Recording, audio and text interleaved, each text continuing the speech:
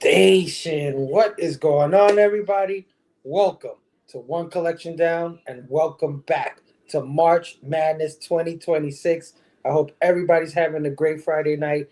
It's been a total blast covering all these movies for March Madness, and this is our final movie of the night. Of course, we got a good one. I'm talking about California with a K, starring a young Brad Pitt, a young David Duchovny, a young Juliette Lewis, and a young Michelle Forbes. Man, this thing brought back a lot of memories.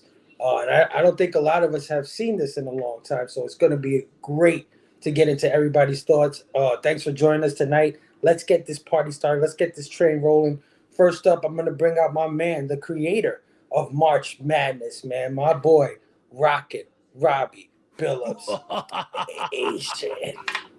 What's up, dude? Super excited to be here for everybody's finales for one of the greatest March Madnesses we've ever had. 2026, 3 channels celebrating the madness of cinema all month long. Dude, this has been great. And this is not the one that I initially chose, but due to foreseen circumstances, I wasn't able to join for Misery. But California wasn't even on my radar. I haven't seen this movie since I think me and my parents rented it when it came out on video in 93 or 94. So, man, it was pretty close to a first-time watch for me, man. Oh, yeah. No, same thing here, bro. I haven't seen this thing in years, so I kind of forgot a few things, kind of brought back a few memories. Can't wait to get into it with you guys. And by the way, great interview with Joe Casey earlier, man. Everybody go check out my brother Rocket Robbie, who just had the great Joe Casey, who's about to launch Ben 10 on Dynamite Comics. Cannot wait for that, man. It was a great show. But thanks for, pulling an all-nighter with your boy Fable. And all weeker is what I'm doing right now, man. But yeah, dude, March Madness is always worth it. So, and you're worth it, Fable. So, yeah. Thank you. Oh, by the way, Mike wanted me to check on you, make sure you're doing okay. Tell him I'm okay. I'm okay. Let's bring out our partner, man. Our guy who was doing March Madness for the first time with us this year. Had a great batch of movies as well. I was on a lot of his shows. A great friend of mine, man. I love this guy so much. I'm talking about the one and only Matt, Heroes for Hire Comic Clubs. Well, tell me, how are you going to write a book about something you know nothing about? But anyway, thanks for being here. Thanks for letting me be here. And I've really enjoyed it. Appreciate you guys letting me tag along on this journey, this March Madness. And also just a little addendum before we start. Not everybody in Kentucky is a serial killer like Brad Pitt. Okay, so just don't worry about that. This movie does start out in Kentucky. I think they're in Louisville, Kentucky. But they're not really there, but I mean that's where they're supposed to be. Yeah, I've been up through Kentucky, and I can attest to what you're saying, Matt. Not everybody in Kentucky is a serial killer. Most of them are serial chicken killers, right? And the rest of them ride horses. Those chickens are walking out. They deserved it. They had it coming. Okay, trying to cross the road. I mean, what were they thinking? Yeah. Well, Matt, thank you so much for joining us tonight. Love doing this thing with you. Glad you joined us this year for this. Hopefully, this is the beginning of a beautiful relationship, and we can keep this party rolling with all the fests that we do throughout the year, man. So awesome to have you on tonight for my final movie of March Madness. This is awesome.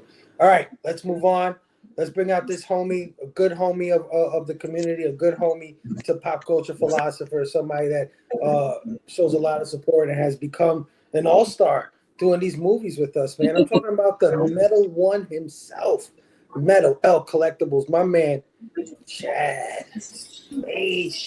Station, guys. Let's let the madness resume. Oh yeah, dude. How's it going, man? It's going great, man. Thanks for having me back. I've had such a blast doing these sci-fi fest with Robbie and you. Just had an awesome conversation about the substance on Wednesday with Matt. Like, I love doing this, man. This is This has been great. By the way, I'm going to change my rating to I did 4.69. Now I'm going to go 4.869. Okay, just thinking about it for a couple of days. Sweet. Substance was freaking fantastic, man. Go check out Matt's show from Wednesday on the Substance. That was a really good one. I really Highly recommend that movie if you're a horror fan. Yes. yeah. Yeah. If you're a little bit squeamish, you might want to. If you're a little bit squeamish, I highly suggest it. And then don't watch the it. Society right afterwards, man. Don't watch it on a watch it on an empty stomach though. Watch it while eating spaghetti. No, there you go. Yeah. And some Jello, red Jello. There you go. No, green Jello because of the substance. The green Jello. It's a green. Oh yeah. There we go. Well, Chad, thanks as always for joining us, man. Also, I hope to see you on more of these things as we go forward throughout the year. I'll be definitely sending out the invites, but let's bring out another good brother of ours, somebody else who's been rocking the movie reviews with us a lot lately, and I just love this guy so much. I love his energy, the stuff he brings to these shows, man. He has great insight as well. A great movie connoisseur. My brother, Cliff on Comics Stage. Oh. And stage. Oh, man, am I ever gonna get this right? I don't know the wrong way. It's terrible. Stage. I'm over here. I'm over there. Whatever. But I'm happy to be here, and it's my first March Madness with y'all. You know, and I also am joining you for all the finales, so I feel very special. Oh yeah. Well, it's always fun to have you on these things. I think you bring a great energy to these movie reviews and great insight. So glad to have you on my final movie review of March Madness. I appreciate it, and let's see how much we could say tit and titty tonight, because there was a record set on Wednesday, and there's still plenty of tit and titty flaunted in this movie. So Yeah, this is true.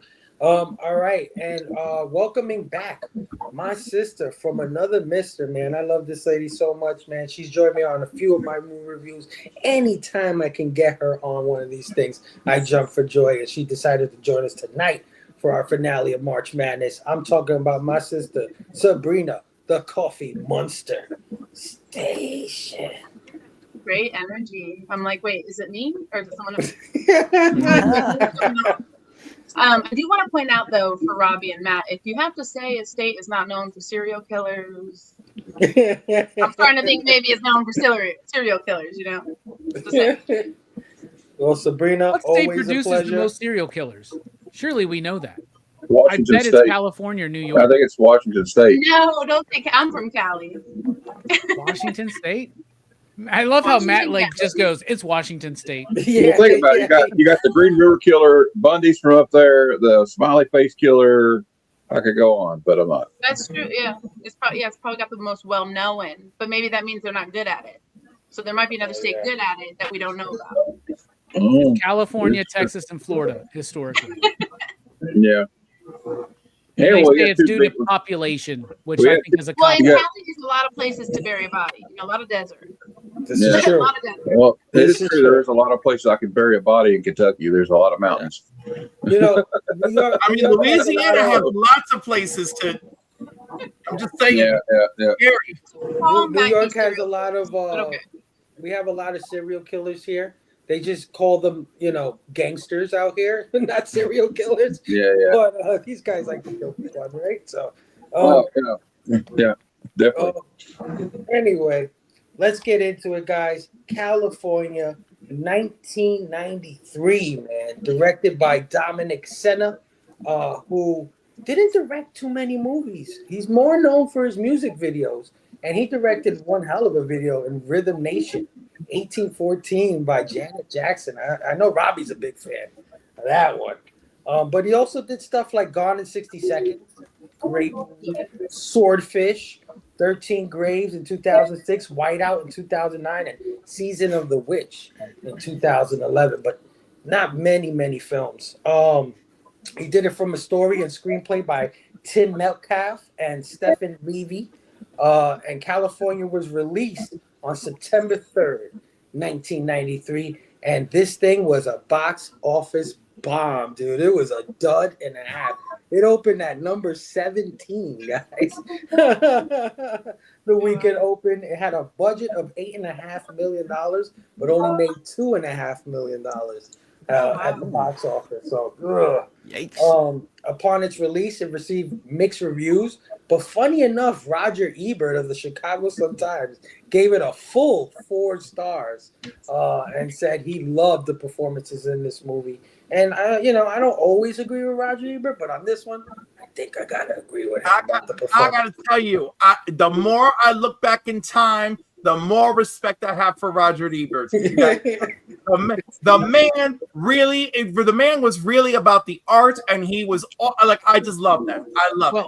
I would say that the more I look into him back in time, the more I don't respect Roger Ebert. But this has been the week of respecting him. Yeah, it really has. I will say that he has a lot of right. Well, is he all bad? He has had some good moments, and he didn't have any. I love I love Ebert. Here's the thing, man. I love Ebert. My problem with him is how much he would attack the horror films. That's what I was going to say, Robbie. Exactly. Yep. But what's crazy is that Henry, Portrait of a Serial Killer, he loved and defended its right to be shown. And so I'm like, you know what? Not everybody is one thing. Yeah, but the thing is, when I look back and I hear what he's actually saying, he's saying that horror films just stopped taking risks and they just all became the same thing. And that's what he loved about Henry, because and it was really about art and acting and perspective. And when I look back at the movies that he defended over time, I realized that he was truly about the cinema, right? And he tried to get these movies banned. He said these movies need to be banned. Though I heard him, I read quotes of him saying that about like Friday the 13th. Well, I have said things that are very passionate that are pretty bad when quoted without context. So I understand it now that I'm his age. At the time, now that I'm twice the age he was when he says some of those things, I'm a little more understanding. Well, he's like selective, snobby. That's what it was back then to be an artist. I mean, I don't know. I think if you're a bitch, they call you a bitch. You know what I mean? Yeah. He was an asshole, so that's what it was known as. But I think what he did, like Cliff said, it usually was pretty damn good, though. And in that weird, like, different, unique way. Right. So I don't right.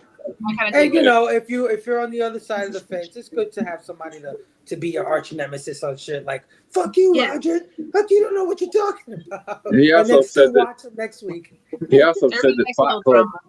He also is quoted as saying Fight Club was the most fascist movie he's ever seen. I know, that's crazy. You know what? Okay. I understand him now. And we can do a whole night on that. We can do a whole night on that. Damn, I missed you on the Fight Club review, man. We did that one last March Madness. Robbie, we got to bring it back. I reviewed it a few months ago too on my channel. There you go. All right. Well, as you know, this movie stars a cast of beautiful people, man. I got a beautiful panel tonight to match the cast of these beautiful people. A young Brad Pitt, like I said earlier, a young Juliette Lewis, a young David Duchovny, and a young Michelle Forbes. And fun fact, Juliette Lewis and Brad Pitt were dating at this time. They were actually living together, I think. That's how far this relationship was at this time. And Brad Pitt, this was his attempt to get away from the pretty boy thing, right? Because in 91, he came out with Thelma and Louise, became an instant heartthrob. Then A River Runs Through It came out in 92. Again, the heartthrob thing started growing. So he wanted to get away from it. So he took this role. But what's hilarious about it is the very next year he did Legends of the Fall, an interview with a vampire. Arguably some of the sexiest shit he's ever done. But yeah, man, this is one for me. I did not catch this in the theaters. I don't even know if I heard of it when it came out. Like, it was just a thing that I think I had got cable not too long before this movie dropped on cable. So I was, on the Showtimes, on the Cinemax, all that stuff. And this was a movie that came out like on a late night. Like I was just up. I don't know what I was doing. flipping through the channels. Then I just see Brad Pitt and acting like a crazy hillbilly psychopath, and I was just freaking drawn to it. It was like it was provocative. I felt like it had some great performances in it, and it was something that anytime it was on, I would catch it. I would catch it, but it was not something that like I went out and bought the DVD for or any of that stuff. But it was something that stood in my mind even all these years later. And when March Madness came up, I said, March Madness, I think California fits that bill. Brad Pitt plays a pretty crazy motherfucker in this one. I would love to just throw a wild card. I call this like my wild card pick, just to see if it holds up, just to see if anybody really dug it. Because when I put this out to a lot of people were like, man, I haven't seen this in years, or I've never seen this, right? It's not like something that I was like, oh yeah, I watch this like every other year, or I have the DVD, I have the 4K. Nobody really says that about this movie, So which no is one kind else of watches it surprising. regularly. So yeah, I wanted to go around the horn, get you guys general opinions of this movie, overall thoughts, if you will. And I'll start with my brother, Rockin' Robbie Billups. Robbie, overall thoughts on California with a K. Yeah, California with a K. You got to say, first of all, why is it California with a K? Was there another movie that was California with a C? There's no reason for this movie to be spelled with a K other than that David Duchovny, his character, misspells it on the damn little ad that he does. And by the way, who in the hell is going to be like, yo, I need somebody to ride cross country with me. I'll take anybody. Just give me your, like, that's That's this crazy. is what happens. If Jelani was here, he'd be like, you stupid. This is what happens when you put an ad like that out and you just let somebody drive across country. Especially a person that has the knowledge of what serial killers do, and he does this. That just, No kidding. This is you're like basically putting you're like walking up to a mousetrap with a giant piece of cheese, being like, "Yo, I want to go study like mice and cheese or something." Anyway, I hadn't seen this movie since it first released. Like I have seen this movie. I remember watching this with my family on VHS. It's always in my head. In my head, I always go, "Oh, California, the movie that wanted to be Natural Born Killers." What's crazy is Natural Born Killers came out a year after this, right? Exactly. But I bet California was hitting, it was because movies took longer back in those days. Not everything was Jurassic Park in 1993, right? And in 1993, nothing was Jurassic Park except for Jurassic Park. But movies back in the day, we would allow them time to breathe. Studios would release them on VHS to rental stores, and it would take time sometimes for these movies to kind of gain their traction. I think when this movie was trying to gain traction post its box office failure theatrically, I think it got undercut by Natural Born Killers, which had not necessarily the star power that this one had, even though at the time, I guess it wouldn't be considered star power. Nowadays, in hindsight, we look at this movie and go, what a crazy cast. But back in those days, who knew who David Duchovny was? Who knew who Brad Pitt was, or Juliette Lewis, or Michelle? What's her last name? Forbes. I just know her as Ensign Ro from Star Trek: The Next Generation. And I've always had the major hots for Ensign Ro. So I was very excited to see her in this movie. I forgot she was in it. Anyway, that being said, in this movie, I remember this movie compared to Natural Born Killers, and when I mentioned talking about this movie with people over the last week or two, people keep mentioning that. Oh, the one that's kind of like Natural Born Killers. There's a lot of similarities. Juliette Lewis is in both of them, right? In an abusive relationship with a killer, and somebody's trying to document their killing spree or whatever. It's a little bit different. So I was excited to check it out. I watched it today right before my interview with Joe Casey, which was right before I came here. So my mind is still fresh. I haven't really had a lot of time to let it dwell. But in hindsight, and I remember I while watching the movie, I understand why, as a 14-year-old, I would have thought this movie was boring, right? Especially compared to something like Natural Born Killers, which honestly, I'm not quite the fan of, right? But on the rewatch, on this watch, which is kind of like my first watch as an adult, I thought it was okay. It's not super great to me. I think it's trying to do things that, and it's trying to do things subtly, but it doesn't quite land or work. However, all of the performances are amazing. Like those 4 actors are freaking fantastic in this movie.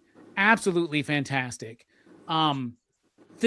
The whole idea of it is interesting, and there's a moment of the film where I'm really compelled. A road trip with a killer, but here's the disconnect for me. David Duchovny's trying to understand the mind of like a serial killer, or just a killer, I guess, or whatever, right? But like Brad Pitt isn't a serial killer. He's not methodical. He's like, I've heard one reviewer mention he's just kind of like a wild dog, right? And I think that there's more opportunity in this movie to explore things, especially with the idea of what is the difference between these yuppie Yankee guy, like this couple versus this Southern like uneducated couple. Like there's a lot of interesting things to play with there that they don't quite fully deliver. It's a class study. Like in class, you know. It is, right? Yeah. But then like with the idea that like it's not class that makes Brad Pitt a killer, because Juliette Lewis is the sweetest person out of everybody in the movie. So all in all, I think it's got some flaws, but I think it's got some strengths. I think it's better than I thought it would be. And I know everybody loves Brad Pitt. We were talking a little bit about this before we went live.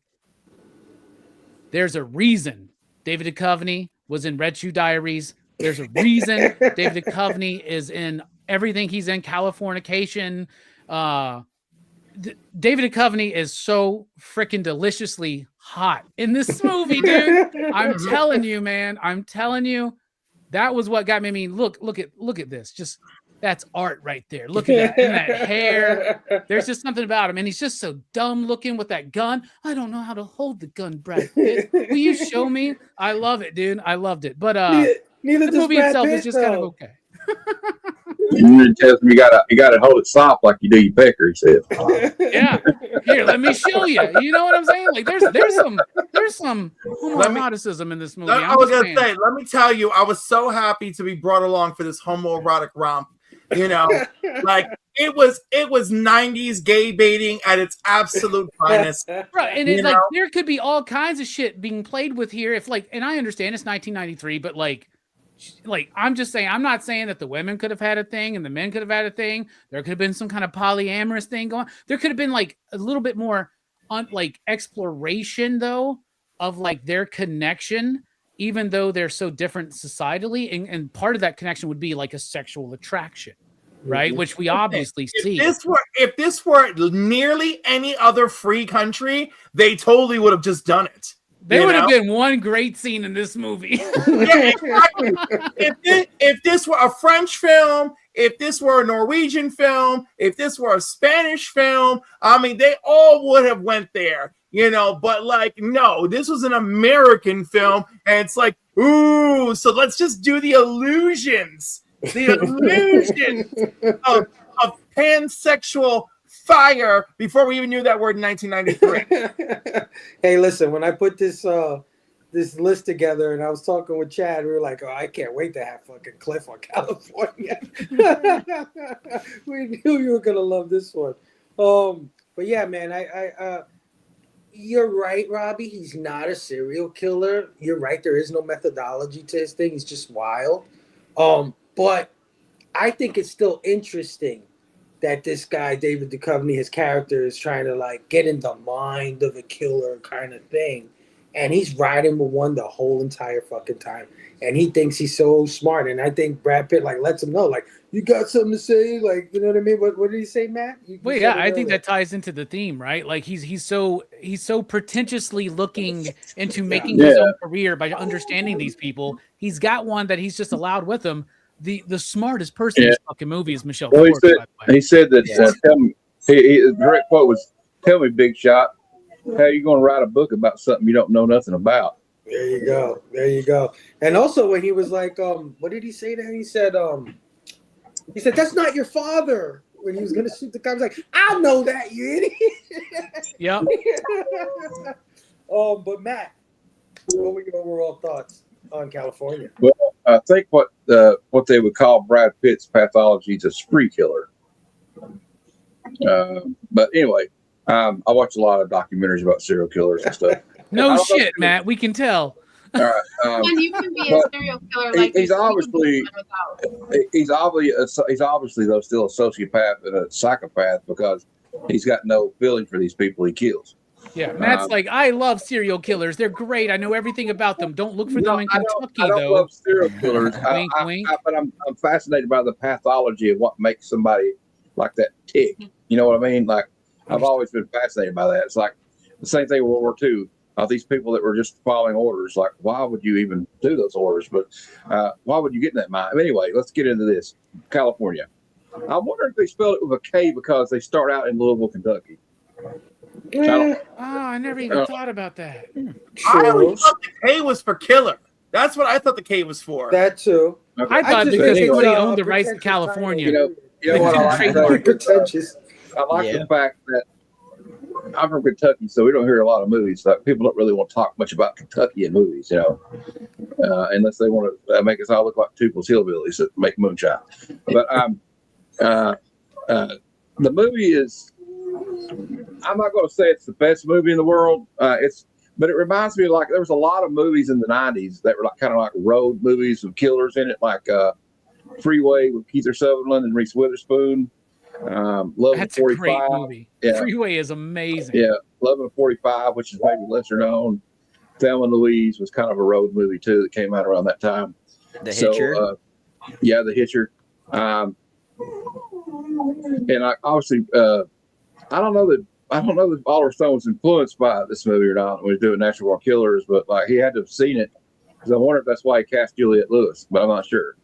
We can't prove that, but I think with the director, I know he's probably hadn't done a lot of things at the time. You could tell, I think he hadn't done a lot of movies, and you can tell by the way he does things in this film. He's a director.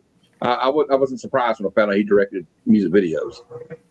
But it's an interesting storyline, although you'd think a guy that was studying the pathology of serial killers would know not to put an ad out at a college to have somebody strangers ride with him. But right. I also love the Juliette Lewis is brilliant in this film. Yes, because she breaks your heart. That's the most heartbreaking thing in this movie to me. And I think they also did it because you kind of think Early's kind of cool a little bit because him and David Duchovny are kind of like bonding a little bit, like when they get in that bar fight. But that's when I think they use that plot point when he does what he does to her to make sure you have no sympathy for this guy at all anymore. That's it. There's nothing redeemable about him. And so you see the childlike innocence of a character like her, and then we hear more about her backstory, like when Michelle Forbes is helping her do her hair, and she talks about what happened to her when she was a teenager, and you're like, oh my God, this girl's broken. No wonder she fell into this with this ruffian. Mm-hmm. But Brad Pitt, I think he is from Missouri, so he kind of got the old Kentucky kind of like backwoods kind of accent. So I like that. I always like Brad Pitt. I mean, I know he's always been like this, like quote unquote Hollywood heartthrob, but everybody always thought of him for his looks. But this dude can actually act. This dude's a brilliant actor, and this is early on in his career, obviously. So I think he's still a little rough around the edges.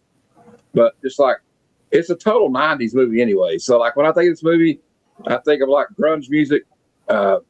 And all these other 90 movies, It's kind of got a grungy kind of feel to it. Like 1993, I think it came out, so Nirvana was still rocking. And I don't know, I just get this. It's got an interesting vibe to it, though. Like I know he's trying to be atmospheric, but and a lot of times I think this movie gets kind of disjointed because I think he's trying to make it too hip looking. But other than that, I love the interaction between Duchovny and Brad Pitt. Like he's really like, and then when I don't know, but it kind of shows you like the, I don't know, how do we know anybody? You go, oh, this guy looks normal. How do we know this person's normal? Like they think he's kind of harmless and just a dumb hick. But then he people can take their mask off and show you what they really are. But And I was interested why he was talking about doors. He goes, "I got to find another one of them doors to open." And maybe he was hallucinating or something. Maybe he had something wrong with his mind. But also, the one thing that bothered me the most was the damn parole officer coughing all the time. Oh my god, it's a hell. But yeah, overall, I enjoyed it. It was kind of a trip down memory lane. It's like opening a scrapbook to the '90s. That's all I'm going to say. Yeah. So, Yeah, that's a great way to put it. And Instant Row, I love her. So there you go. You know, the parole officer, right? I would have loved a scene where he would have gotten his. Yeah. Right? Yeah, that guy kind of deserved it. Yeah. That's the one aspect that they kind of dropped in the film is the police aspect, the trying to find him or track him down kind of thing. It wasn't really explored much. Yeah, you know what? I was thinking that too, Fable. Like, maybe they should have added another character that was like a cop that was on their trail. Yeah. Yeah, it could have been Robert Downey Jr. Yeah. And he could have been. I don't know. It would have been like Natural Born Killers, but I don't know, somebody. I mean, anybody. Maybe they could have put Tommy Lee Jones from The Fugitive in there and go, "I want to check every outhouse, doghouse, and in-house around here right now." All right. There you go. There you go. Somebody that also had like a crazy deep Southern accent, like Brad Pitt. Yeah. Okay. Yeah. No, I agree. It definitely gives me '90s vibe. 100%. It definitely is a throwback. But Chad, what did you think? Overall thoughts on California? So this is my first full watch. I think I caught probably like the last half an hour of it on a rerun, on cable, like we were talking about, just playing. So I knew kind of like the gist of what was, going to happen in the movie, but I've never watched the whole thing. So this was my first time. And I gotta agree with Robbie and Matt. I enjoyed the film. And it definitely harkens 90s.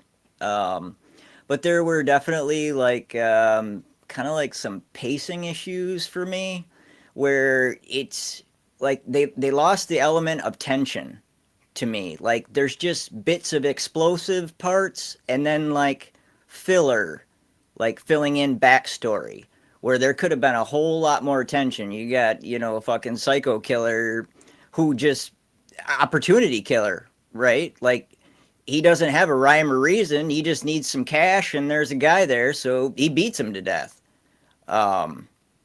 I think they failed on that a little bit, but there's so many cool performances. The sets at the ending, like the whole like nuclear fallout set that's going on and the mannequins, and that was really cool.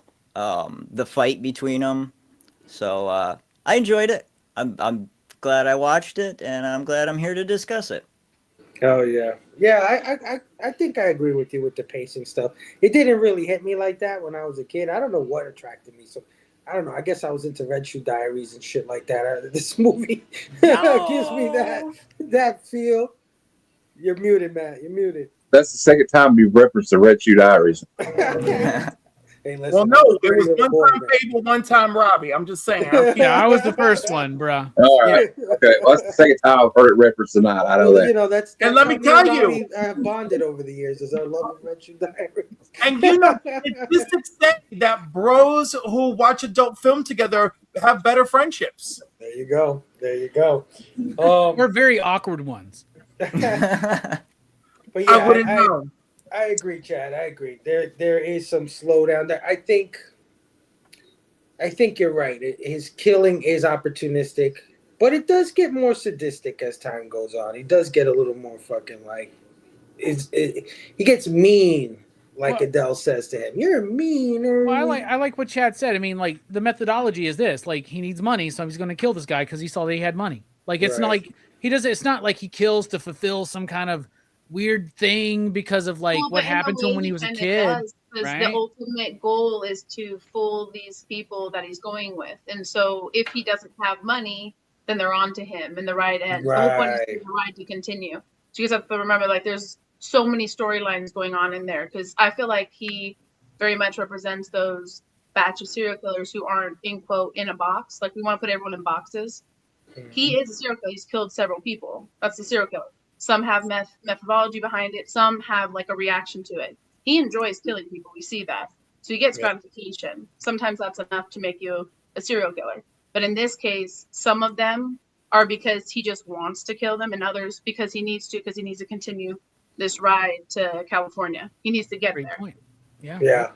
And he definitely has a mental tick with it. Like there's something broken in his mind, because after he kills somebody, he kind of like they talk about the dad. Fucks with himself a little bit. Yeah. So you kind of hear about his like childhood. So clearly he had some issues, you know, in the past. I would say very traumatic. Something happened when he was a child. But again, they don't go into it because that's not the point. Because you always want to also root a serial killer to their, you know, history, their environment.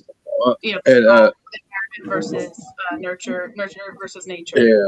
And Sabrina, I think that's what he meant maybe by the door. You know, you always talk about finding another door. Like, maybe this is like killing somebody. Maybe you talk about killing somebody. I don't know. Yeah. Really Well, I mean, you could see it when he's with the store clerk the most, right? When he looks at the smiley face thing and he goes, "Oh, you think I'm gonna kill you? Here's your Bible." Give him the Bible, and then he grabs the thing. He looks at it a quick second, like if he had some sort of thought behind it, like, "Hey, Adele are gonna," and then he makes this weird ass face. He's like, "Oh, fuck it."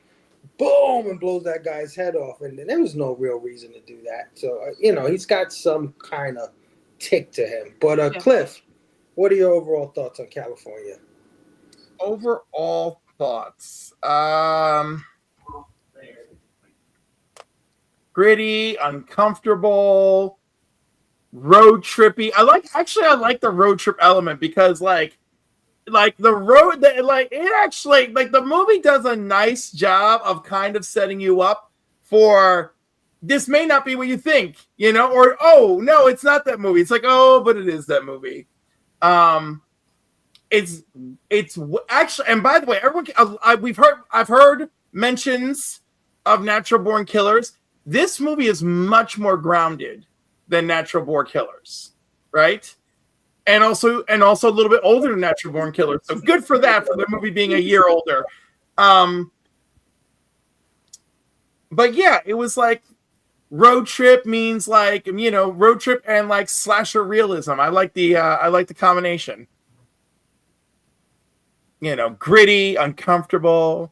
You know, I don't know. I really had fun, and it almost passed the Bechdel test because when the girls were just like, "I'll cut your hair," and it's like, "Oh, this is your photography," they almost got away with not talking about men for a moment. It was great. All right, so you enjoyed it overall. Awesome, yes. Awesome, hell yeah. Sabrina, my sister, what did you think? Overall thoughts on California? Yeah, I was 3 when it came out, so I didn't see when it came out. But I did see it with, like I said, my grandmother, like a little bit later in the 90s. So it was still in the 90s. We rented it, I think also on VHS, you know, through like Blockbuster Hollywood, whatever, you know, back then. And I liked it then because I was really into film growing up. Didn't have the greatest, you know, upbringing. So film was like my escape. So I loved films. And I loved like real artsy to modern to like, you know, hip, whatever. Like we were talking about Natural Born Killers. That's a more, I would say, like modern, trendy version of this movie, right? If it's even, we don't really know that they compare, but I would say that's like you have 2 types of people who, you know, enjoy that versus who would enjoy this. And this is just, for me, it was a great film in what it was supposed to be because it did exactly what it was supposed to do. It made you feel something, gave you emotion, kept you thinking about it, kept you talking about it. You know, I'm sure a lot of people talked about it after they watched it. And then it made you think, you know, quite a bit of different things. You know, you have to wonder why you have all these fantasies, let's say about the 4 of them, you know, or the 2 of them, or the 2 of this and that. That's why they did that. If they just threw in that scene, then it's just like every other movie, which has that great seductive scene that catches you and gives you a moment of, you know, pleasure while you're watching. And then that's it. You lose it. This, you never get it. So you're just constantly either thinking about it every time you watch it, or, you know, not understanding where it could go, but gives you options where it can go without telling you. So, like I said, I think it did what it's supposed to do as a film, because there's films that you watch all the time that you love, and then there's films that you've watched and you're like, that was just a good film, and that's just what it leaves at. Maybe you watch it again for like a review for Fable, which is amazing. But, or, you know, you watch it every once in a while just because it's a good film. But I know, like I said, there's a lot of films that I can say were great, but I'll never watch them again. This Yeah. one was great, and I would watch it again, which is fine. You know, it's no Tusk. I will not ever watch Tusk again. But you know, like I love that movie. It's a brilliant movie, but I'll never watch it again. Oh Like, you know yeah. what I mean? So Yeah. I think it was good. And then as far as like them choosing these four, you know, very beautiful people, because they are, you know, they all, and but they're very talented. I like when Matt pointed that out, because they're very highly talented. They're all very artsy. You know, they all have a theater background too, as far as acting. They didn't just come, you know, into it from like some trade school or whatever. They actually like did the theater route, which a lot of people back then did, and nowadays they're not so much. Like in the 90s, I feel like this was, you know, everyone's thing. And then of course the whole like adventure, like Cliff said, like versus the slasher part. I like how it's like an adventure, author, photographer. Like when I was growing up, that's what I did. I was into photography and all that stuff. You know, I loved Hunter S. Thompson. I feel like this is something he would do. He'd go on a ride and like do all this stuff and, you know, play it out to then give himself this great story. So I don't know. I think it's cool. Just like how Brad Pitt doesn't want to kill Brian, because I feel like he's also intrigued by that, because he's so fascinated with literally his type of person, you know. So just think there's so much in there. I think this is the first time, though, Fable, you got me thinking about it, where, yeah, there's no chasing, there's no cat and mouse detective. But I think I like that, too, because that was a lot of what was going around in the 90s. Everybody did that, and they just chase, and you're like, okay, come on now, just catch them. Yeah. That's not in this case. That's not the storyline. That's not what they're doing here. If anything, we want Brian to wake the fuck up and catch it, because, you know, Carrie is smart and realize that we all think she's just being a bitch. But really, she was right this whole time. Like, she comes Now across. I was with homegirl from minute one. Real What is this ride share bullshit? But she did come across. You wanted to feel like she was snobby, a little bit bitchy, you know. But I love that. No, yeah, she definitely came right. across that way. Especially when he was picking his feet at the table. But she wasn't wrong. She wasn't wrong either. It's like, the fuck are you doing? Like, let the man be. But yeah, it's, you know, it's the high maintenance part. But that's how women were back then too. You know, like you had to deal with that. You know, there's a lot of, you know, my wife this and that jokes back then. You know, we were all cornballs, you know, in the 90s. Yeah. So I just feel like it did what it was. There are no my wife this and that jokes today. You know. Some of us are good wives, okay? You know, there's not. No, I know. I'm just saying, like, you know, I'd like to see the end of that. I'm like, because when I hear those jokes, I'm like, fucker, why did you get married? Why did you get married? You know, for the sex. The sex. I was like, stay single. Just stay single and use Tinder. My God. Oh man, but yeah, you know what? I love it for that. You know, they were great. You know, and then I like that they started it out real quick, like they came in with that, you know, real grungy scene, you know. Even down to the cockroach, you know, which you know, my condolences to the cockroach, but you know, like the vibe was cool, because a lot of movies back then, it's like landscaping and credits and songs, which I mean, it's fine. Some the songs are really beautiful, but like in this case, it was just like throw you right into it, and you're like, whoa, what did I just get myself into? Right. You know. Right. Yeah. Yeah. I mean, immediately they let you know who Early was right from the start. When he gave her the shoes, because they threw it in your face right off the bat, so you kind of already know they're gonna be all over the place. And up here, I'm all over the place, so I'm like, I love this. I can, you know, that's a vibe for me. So I actually liked the pacing of it, which sometimes that's what I'm most nitpicky on. But I liked it because I feel like everything led up to where it's supposed to be. You know, sometimes very impulsive, sporadic, but again, like there's this whole journey of getting to this place. You know, all together intact or whatever. Well, they kind of do a misdirection first, so you kind of think this guy picked up this girl hitchhiking as a serial killer. Well, I think that guy was played by Brad Pitt, even. Like, because I'm watching it, I'm like, I'm pretty sure that's Brad Pitt right there. Yeah. That was a good little moment. Yeah, just to kind of draw you in a different way, I guess. Yeah. Yeah. Which even with Brad Pitt, you know, you have this whole thing where you go on an emotional roller coaster because, you know, you like him, which you don't want to like. You know, maybe that's what puts me like uncomfortable, but like you do, and then like he does all these things, but then he really tests you. You know, going towards the end, you know, that gets to the point where it's like, okay, you know, fuck Early. Yeah, I can't run with this guy anymore. Yeah, you're like, you know. Yeah, but I like what you said. I like what you said about this 4 people put together, like kind of a social experiment. Like Robbie was saying, it's like a class kind of thing, 2 different worlds, right? But like,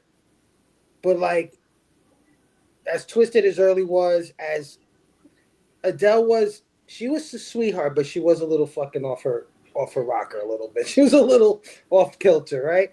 Yeah. And as crazy as they were, and as level-headed as I guess David Duchovny and Michelle Forbes was, they still affected each other's lives profoundly.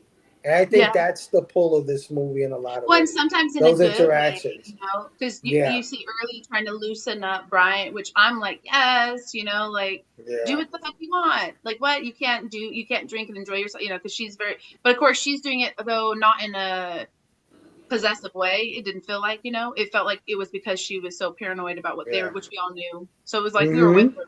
But it's still, you were like, I found myself like, yes, like he's shooting off the gun and stuff. She's pissed, like, let him enjoy his life. Right. You know what I mean? Right. But like at the same point, this guy is bad news. But you're like, let him, I don't know. It's like, it's a lot. No, for sure. I mean, nothing brings that home more than when you hear their voices on the tape recording later and they're showing the pictures. And it's like, they were fucking crazy. But man, was that a time, right? Like, it's like this weird, I forgot what movie it was, Robbie, that we spoke about where I had said something like that, where it was like, when you're going through a bad time, it doesn't seem like something that's like something to remember later in life. But sometimes you look back on those rough times and you're like, it was fucked up, but I was alive.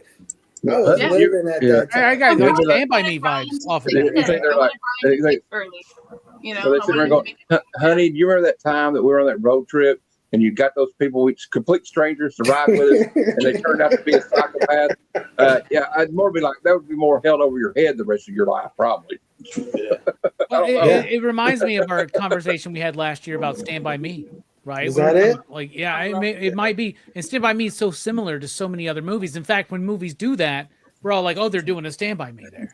Right? Okay. This movie is not doing that. But also, I mean, we're downplaying the moral failures of David Duchovny's character. I mean, he is complicit in but so he's just much. so good looking, so I don't know. It's just hard. Now, I don't care that he's good looking. Both those cycles, I would have a wild threesome with, but then I would leave. I would go away. Now that needs to be the sequel. That's the part 2. Yeah. Please, the sequel. What? Where the older David Duchovny, who's still kind of fine, where he finds a new roughneck. No, they did a sequel. They did a sequel. It had Tupac. It had Tupac and Dr. Dre in it, right? It was called California Love. Yeah, that was the sequel. There you right? go. We'll call it New York, but we'll call it KNEW. Yeah, that's how we'll do it. Anyhow, like David Duchovny's failure as a moral failure here is like, there's so many flaws to this man. But number one, he is detached from every situation, even his girl. All right, he is too detached. And he's putting materialism, we need money for the ride, over safety, concern. 3 red freaking flags on the field, man. On the field. I don't need Michelle Forbes to tell me shit. She'll be like, this is kind of fucked up. And I'll be like, as soon as they fall asleep, we're gone. Like, I don't even know. I mean, did you see the two of them standing there waiting for them to pick them up? Like, they just looked at him like, it was it was pretty wild. Yeah. But I don't know. I think part of him he wanted the adventure. Like I keep saying, it goes back to that adventure part of it, which I think is like the road trip. Like he wanted. But that's his problem. He's like, deep down, he's looking for a better book. It's a midlife crisis, Right, exactly. Well, he feels very young for a midlife crisis. I want to say. I just thought of something really interesting though.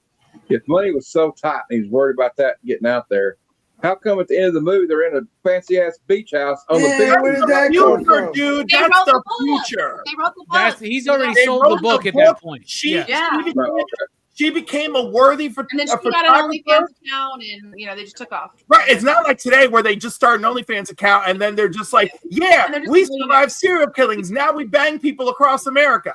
You know, if they would have done it like the end of Stand By Me, it would have worked, right? When he's sitting there and he's like writing, and it's like, those were the best days of my life back then. I don't know what exactly happened to Brad Pitt. Was his character early? I don't know exactly what happened to Early. I'm pretty sure he died.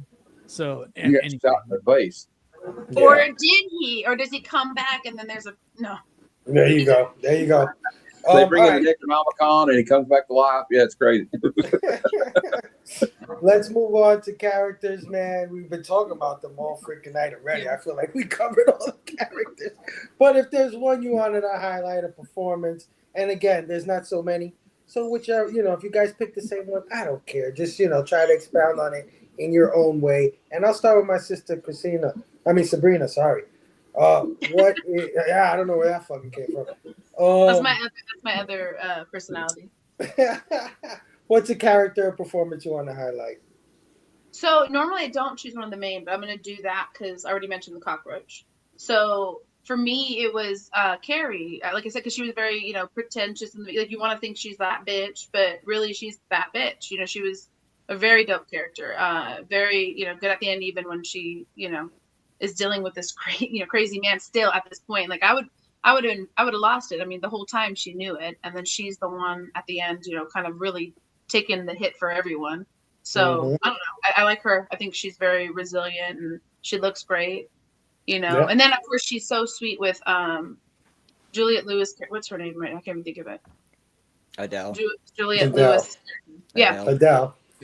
I'm like, I always forget her name because I don't really feel like it fit her anyways, but whatever. So she's very sweet with her, which I loved because she was like a big sister vibe. Even though she really thought like this is crazy and like why is she with this man? She like wasn't super protective or anything like that. She probably could tell that someone was a little off in her mindset or whatever. But I don't know. I liked her. I liked her character.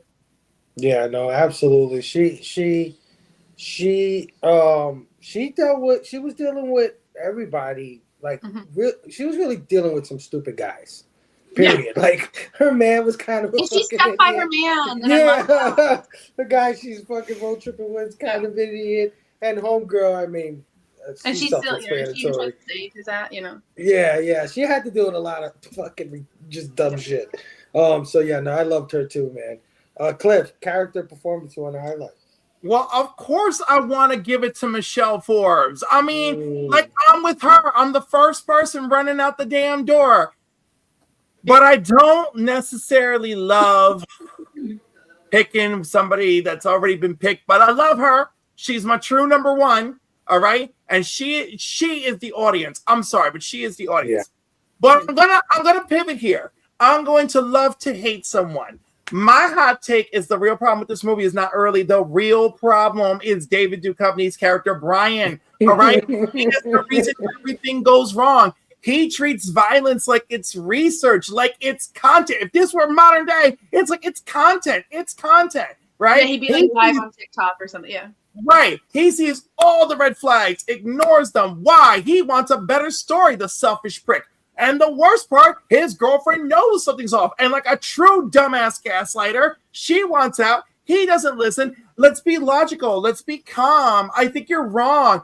Asshole. Early is the monster in this movie. Brian is the guy who opens the door and says, "Come right the fuck in, Dracula." He thinks he's smart enough to contain him. Oh no, look, I've got garlic and I've got a crucifix. You ain't got shit, bitch. Yeah, hey, Cliff.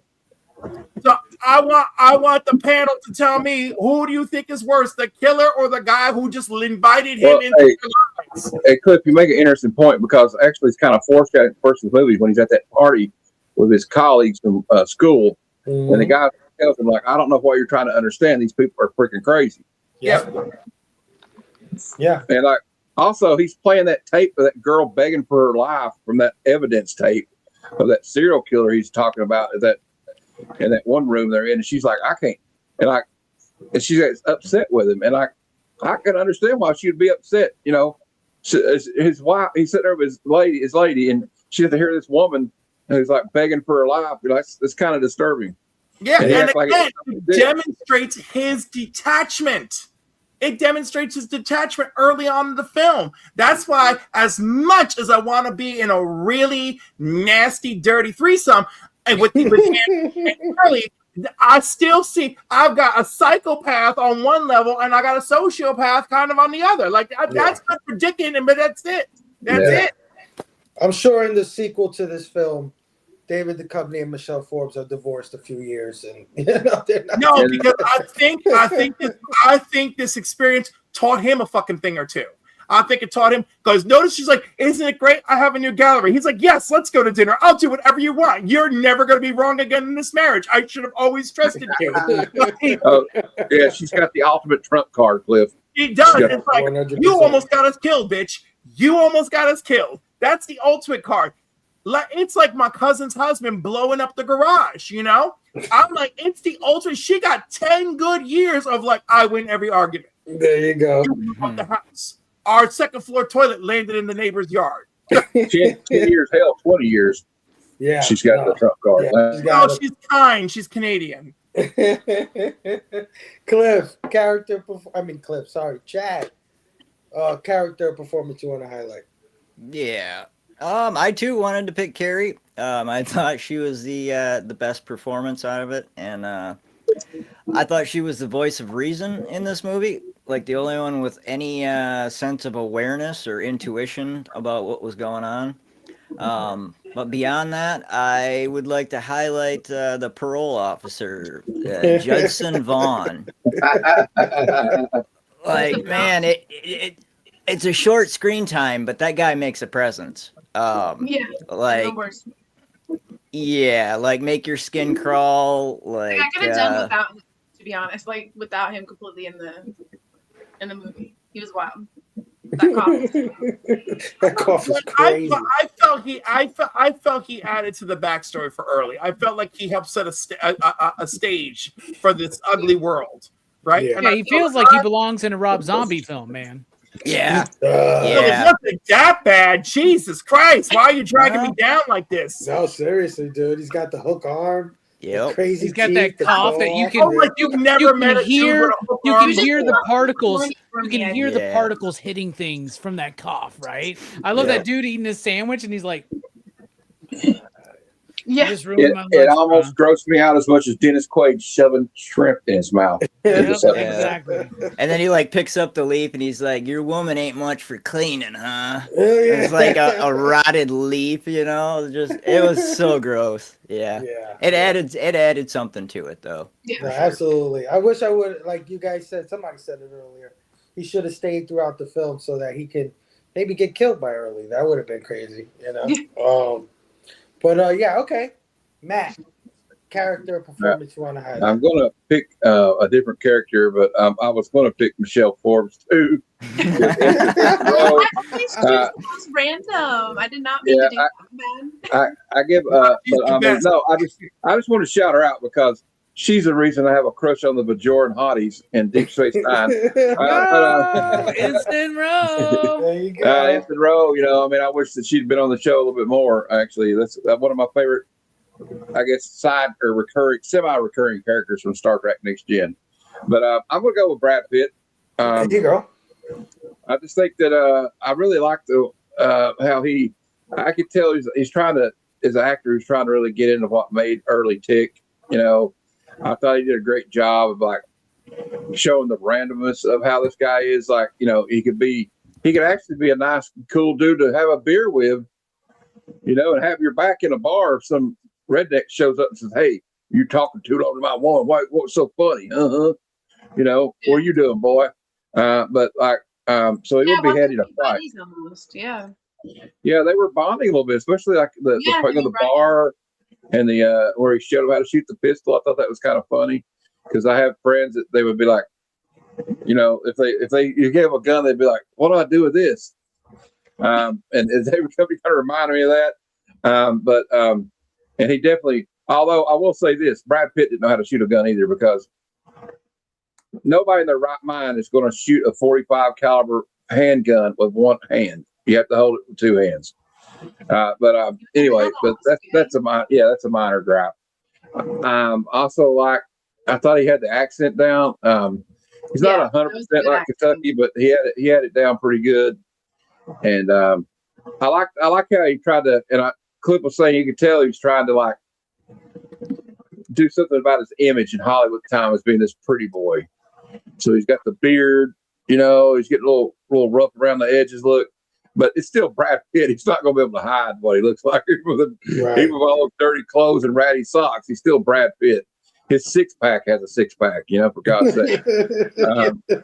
But I really just, I don't know. Like, I don't know. I'm always interested in characters like this that he really has no redeeming qualities, like Mickey Knox in National Born Killers. There's really nothing you can. I mean, I guess he loves that girl, but he really didn't. Yeah. You know, but you can No, tell because he's. he was lusting over Carrie. So clearly, he Oh, wasn't that was. lying. Oh, I got to give him credit for that too. That was so like disturbing when Michelle Forbes was taking pictures. And he was being a little creeper too. Let's be honest. He was. He was trying to be avant-garde.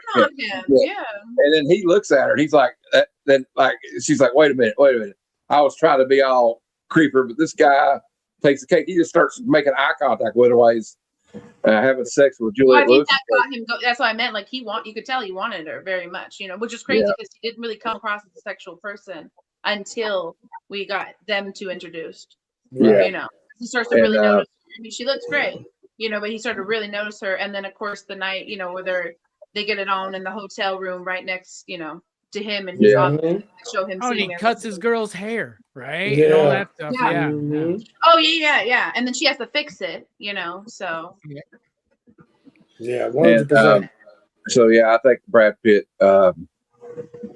Just like I think he's got the most memorable lines in the movie, like that one we've quoted a couple of times about how you're going to write about something you don't know nothing about, and like I think what he was trying to talk about when he said the door thing was like the feeling these killers like this get, the gratification they get from killing somebody. It's like they go into another world. Like I've heard. I was watching a guy that I don't know if you remember the show Mindhunters, with a real Mindhunter guy was talking about how to somebody like Bundy or somebody that is like a drug. You know what I mean? Like, you know, somebody gets to these the things released in their brain when they snort a line or, you know, whatever, take a drink. It's the same thing with a killer like this. They and that's why it gets. You notice how I thought it was interesting that he kind of steps up his craziness the longer he goes.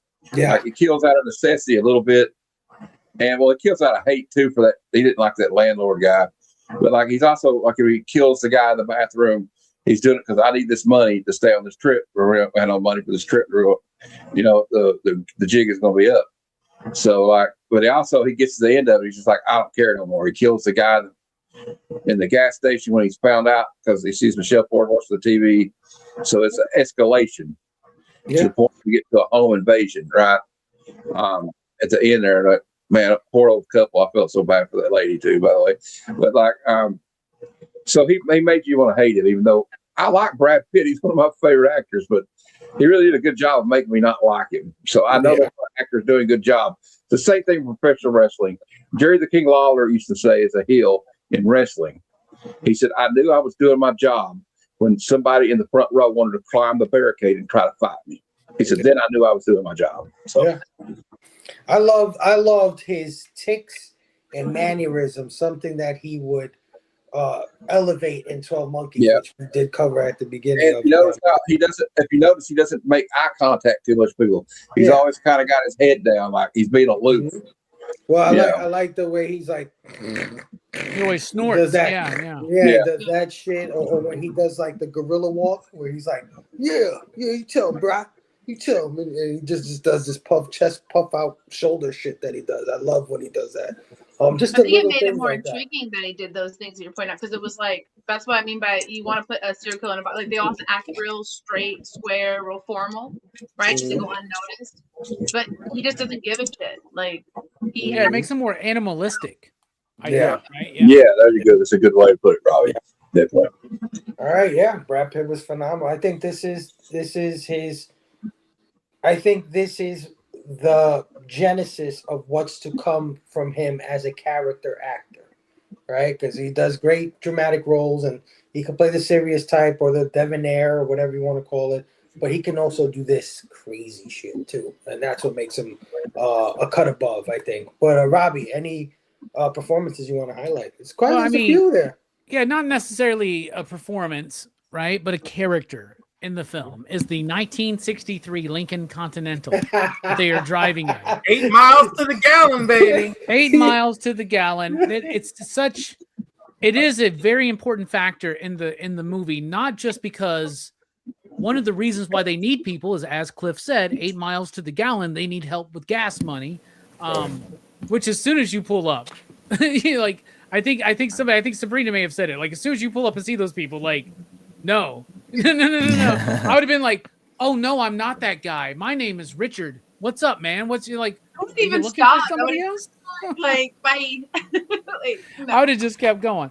But no, that car is interesting because it's got the suicide doors, and you have to kind of like have permission from the front seat to get in, out, or in. So like, it has this element of being trapped, and also it shows the classness of the movie, right? Where like to Carrie and Brian, this is just their car, but to Adele in particular, and even early, it's like magic when the fucking convertible thing happens and the trunk opens up. And so it shows like a wall that's between them that then breaks down and becomes the land on which they both as couples coexist, if that makes sense. Also, love the idea that Early is a little bit of a conspiracy theory nut, right? Mm-hmm. And by the way, breakfast was fucking invented by the fucking companies, but it wasn't the cereal company. It was like it was the pork industry, right? Where they were trying to say like breakfast is the most important meal of the day. That is bullshit propaganda. That's not true. That's not To true sell at all. bacon. Yeah, to sell bacon, right? Yep. But they're in a 1963 Lincoln Continental. Kennedy was shot in a 1961 Lincoln Continental. In what year? 1960. I wonder if there's some kind of significance there about danger. And then there's the text. I feel like there's they picked that car for a fucking reason. You know what I'm saying? So I think there's a particular reason why that's the car that Kennedy was assassinated. If that makes sense. Right. So I like that car. I think I it's like this character. trend that you got. I think ever since somebody picked a city as a main character, you've been ever trying to since Joe Corallo acted like I was pretentious for wanting to pick a fucking city, and then everybody acts like they can't. Oh, there's only 3 characters in this movie. No, there's more. You just got to stretch your imagination. There you go. That was a very, very large stretch. Since you mentioned the car, Robbie, did anyone else notice? I mean, it was the 90s, but we did have open intox laws. They're riding around in a convertible, and he's drinking brews the entire time. Because he doesn't give a fuck. Well, I know that. We also had laws in the 90s against murdering people, Chad. Yeah, That's very exactly. true. Yeah, that's the least of his concern. I realize. Yeah. I don't think they were wearing seatbelts either, bro. And I think. All right. Well, I'm going to go with Juliette Lewis as Adele. I think she was fantastic at playing somebody that was a bumpkin, a little slow, a little childlike. I think she kept Early grounded in a lot of ways, even though he was doing what he was doing. He didn't give a fuck. But she kept him, at bay in a lot of ways. The way she found comfort in his arms, and that she just refused to believe the things that he was doing, right? Like her innocence. She just has the sweetest way about her. I loved when she came in with her haircut fucked up, and it was just trying to be like Michelle Forbes' character, right? Like she was just trying to emulate her, and the way she did it, like coming in like, oh, like my hair, and then just the way how sweet she with the cactus. It's like, well, I'm gonna call you Shelly, and all this other stuff, and then when he kills her, oh my God, you want to talk about like fuck Brad Pitt now, like screw Early. That was the moment. And I think it's why they did that. It's exactly why they had that happen. Yeah. And his response to that is so great because you can tell that that's the one kill he's done that we've seen in which he has true remorse for. Yes. Yeah. You could tell like I said, he had a tick to him when he killed these people. It was like a sort of second regret kind of thing, like get out of my head, almost like those feelings of regret were coming in, and it's like, no, fuck that. Well, that's why I get that feeling that there's something traumatic, because it's the same with remember he falls in love. I mean, because I do think he loves her, but in a way where he feels like he's her protector. So I feel like that's why it hurt him, because he actually truly did feel something for her. You could tell the whole movie. I think he loved. That's what he saw her go through. She got gangbanged or whatever, right? I mean, essentially. And that was another scene. That was another scene that was amazing. When she told that story, I think she told it in such a way. The scene where she was getting drunk and she was talking about how she got beat by Early, and then she was like, "Oh, I gotta get out of here, Carrie." And I wasn't supposed to be drinking anyways. She was about to cry. I was like, "Oh my gosh!" She broke my heart in this film. So I for me, and Fable, the part at the end of it when he leaves with his girlfriend to go eat, and he left the tape recorder playing, and you hear her voice like, "Oh, I just wanted to come on here and say this," and you're like, "Oh," you're like, "Yeah." I think they did it on purpose. Hopeful of all of the characters throughout the movie, she was the only sense of true hope, really. Yeah. That's why when she dies, it's like it just. But that's why I think this is a great film, because it makes you feel all those. So you wouldn't feel that way if the film didn't do what it was supposed to do. That whole. She's the only innocent in the film when you really think about it, right? Yeah. No, she was so good, I think, and I could see how people would love Michelle Pfeiffer. I could see how anybody could gravitate to any. 4 great actors, right? We can gravitate to any, but for me, for my dollar, I think she put on the performance, like a really subtle, really overlooked performance in this film. So yeah, I'm gonna go with her. Style and structure, guys. This movie was filmed in Atlanta, Georgia. I know it's supposed to be Kentucky, but it was actually filmed in Atlanta, Georgia, and parts of California. To me, this movie has we said it earlier, the director was director of music videos. I think it fucking shines in this movie. I think you can definitely see how he's a director of a movie. You want to talk about the car? I think that's a music director's choice, right? Like, it's cool. They go more aesthetic and stuff, not really like what means something. Because I feel like it was like almost like a, I don't know, because it's from a music video standpoint, right? So they have a lot lesser of a, they have a lower budget. Let's start there. And they have a lot lesser of a, location or settings to set up, like an environment to build. And so in a way, it's almost like a low budget but high budget film. Like they wanted you to feel like it's very, I don't know, like you could have filmed it, but you can't. I mean, it was filmed really well. Right. Yeah. Right. And in any road trip movie, the car becomes an essential piece of the setting and and a character in and of itself. Yeah. And let's shoot the car coming down the road and passing these houses. It's like the OMC How Bizarre video, bro, right? Yeah. How bizarre. How bizarre. The beginning where they're at this industrial place and Brad Pitt is in the rain and it's falling on him and he's all ominous and shit. And at the end, like Chad said, the whole Fallout fucking nuclear town, you know what I mean? All fucked up with the mannequins. I think all of this comes from a music director's mind. But they had to set up a bunch of mini scenes. I feel like that's in a way that they did that really well, which is why it works for road trip, because you're going through. Yeah. So it's probably a much easier way to, really set it up. So it's probably why it came through so well. But technically speaking, it feels like almost, I don't know, like a low, like you said, grounded film. Yeah. Like it feels like you could have just done it. But it doesn't veer off too much in that direction. Right, like he does know how to put together a film. Obviously, like Swordfish and all these other movies afterwards. It's not like Michael Bay doesn't know how to stop making music videos ever since Armageddon. But that's another story there. I think it's got a pretty cool style. Structure for me, I agree with Chad. It kind of slows down or has some pacing issues here and there, but I wasn't bored by the film at all, right? Like I liked it. I liked it all the way through.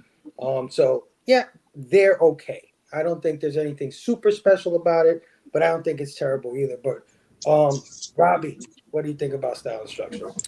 Style's great. It's a road movie, right? They show the road that they're on. They don't necessarily differentiate so much. Like we can't necessarily tell when they're on the road, like what state they're in. Like they mention things, right? But like you don't get the sense that they're in the new location, right? So there's something there about the style that it's all right, but like the use of these outside locations and stuff. And Chad, you mentioned like the idea of this like nuclear testing home. Like, what is that? Like, is that part of the theme? Is it part trying to say like about the breakdown of American family? Because that was a very popular thing to do in movies in the 70s, 80s, and 90s, especially involving anything related to like nuclear testing and shit like that. Because in the 1950s, the nuclear family, right, from the 50s, right?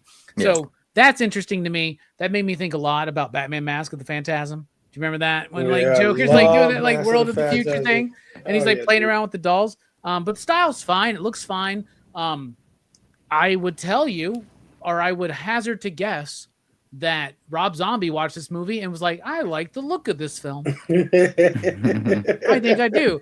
And then, but it even goes back further than that, because obviously Rob Zombie was influenced by Texas Chainsaw Massacre and Hills Have Eyes. This movie tries to bring that flavor in, right? But I think it tries to do a grounded approach to something like that.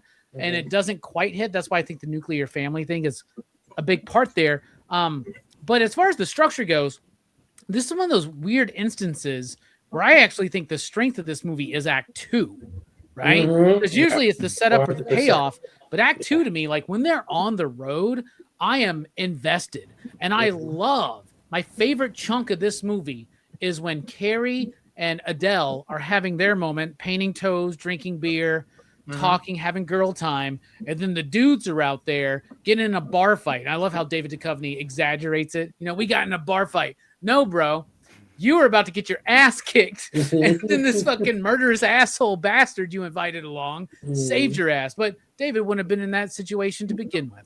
But I actually like the road aspect. I think this movie would soar better if it would have gotten to the point quicker in Act 1 and spent more time with them on the road and developing the fact that they all start realizing we're not all that different, right? Like, I want to see more of the seduction of Brian into holding the gun and feeling that power in his hand. I want to feel more of that seduction of early, of wanting what Brian has and the money and this. And because that's an interesting thing, because just because they have this fancy car, because it has moving parts, they think they have money, right? But they don't. That's why they need help to go across the road, right? I would have liked to have seen more of Carrie, like not just solely like, I would have liked to seen her more like intrigued by things and then understand what was going on underneath, right? Adele was perfect though, like just that innocent quality, just so happy to be there. This is a chance to get to a new place, and it's something that Cliff mentioned on our show, Henry, but like somebody that comes from a life of abuse, all they know is that. So she's just like, imagine what it's like then when you meet these people. You're like, holy shit, look at this relationship. This man respects this woman. They go out, they have breakfast. She can drink and smoke cigarettes. You know what I'm saying? He doesn't beat her. He can like take pictures of sex. Yeah. But also, let's be real. Homegirl, Adele, clearly suffered a traumatic brain injury, okay? She was beaten and, can we use that word? We're an hour and 20 minutes in. Brutalized. She was brutally sexually assaulted. She was in the hospital for 4 months. If that doesn't scream, she got a TBI in the process. I don't know what. Good point. Her childlike behavior and the cognitive wonderment. I really feel like, oh my God, she's got TBI. I was like, this is so much worse than we think. Yeah. You know? Yeah. So yeah, she's oblivious to all those things, because even though she's getting beat up and she sees this healthy couple, I don't think she saw that. I don't think she saw it at all. I think she liked the attention she got from Brian, because Brian was really sweet to her and she was not used to that. I think she loved that. I think she liked being friends with Carrie, but I think she felt like Carrie was very invasive. You know, because she kept asking her questions, that she kept getting worried about what she was saying around her. But she's that's why she leaves, right? You know, she's like, you shouldn't let him do that to you. And she's like, well, I gotta go. Yeah. But Stuff. but you know, it's funny. She's like, I'm gonna go. But like, it's like, but she also is kind of like, I'm gonna see you later. Like, she's like, Right. it's like one of those things where I'm uncomfortable now, but I still like you. But Yeah. it's clear, Yeah. especially She's the supposed way to they be play. innocent. Yeah. Yeah, the way they played the recording at the end is just such a reminder that this girl was so desperate for friends and found family. And all the parts of this movie where she's really like having a hell of a time, it's because she's like, oh my God, like these people, like I think these are the people like I've been waiting for. Like they're kind of magical and different, and like, oh my God, they see me as a person.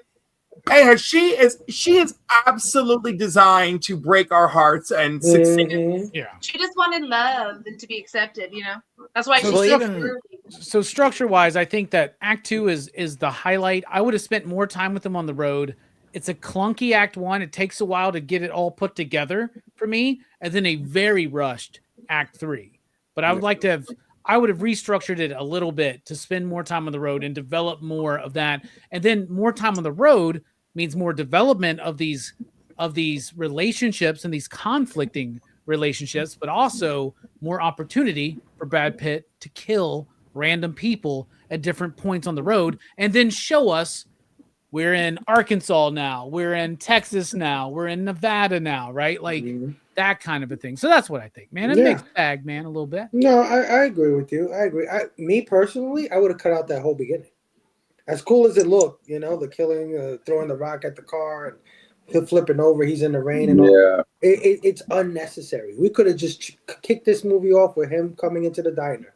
And who are these two people? And then when he would have killed homeboy in the gas station with the knife, that's when we would have been like, holy shit. Or even the reveal of the landlord, right? The reveal of the landlord is actually that stuff would have been like, the reveal of the landlord being killed and put in that hole is undercut because of that opening. Right. Yeah, I agree. Matt, style instruction, my friend. Well, stylistically, this obviously filmed in the early '90s. It reminds me of a Soundgarden music video for some reason.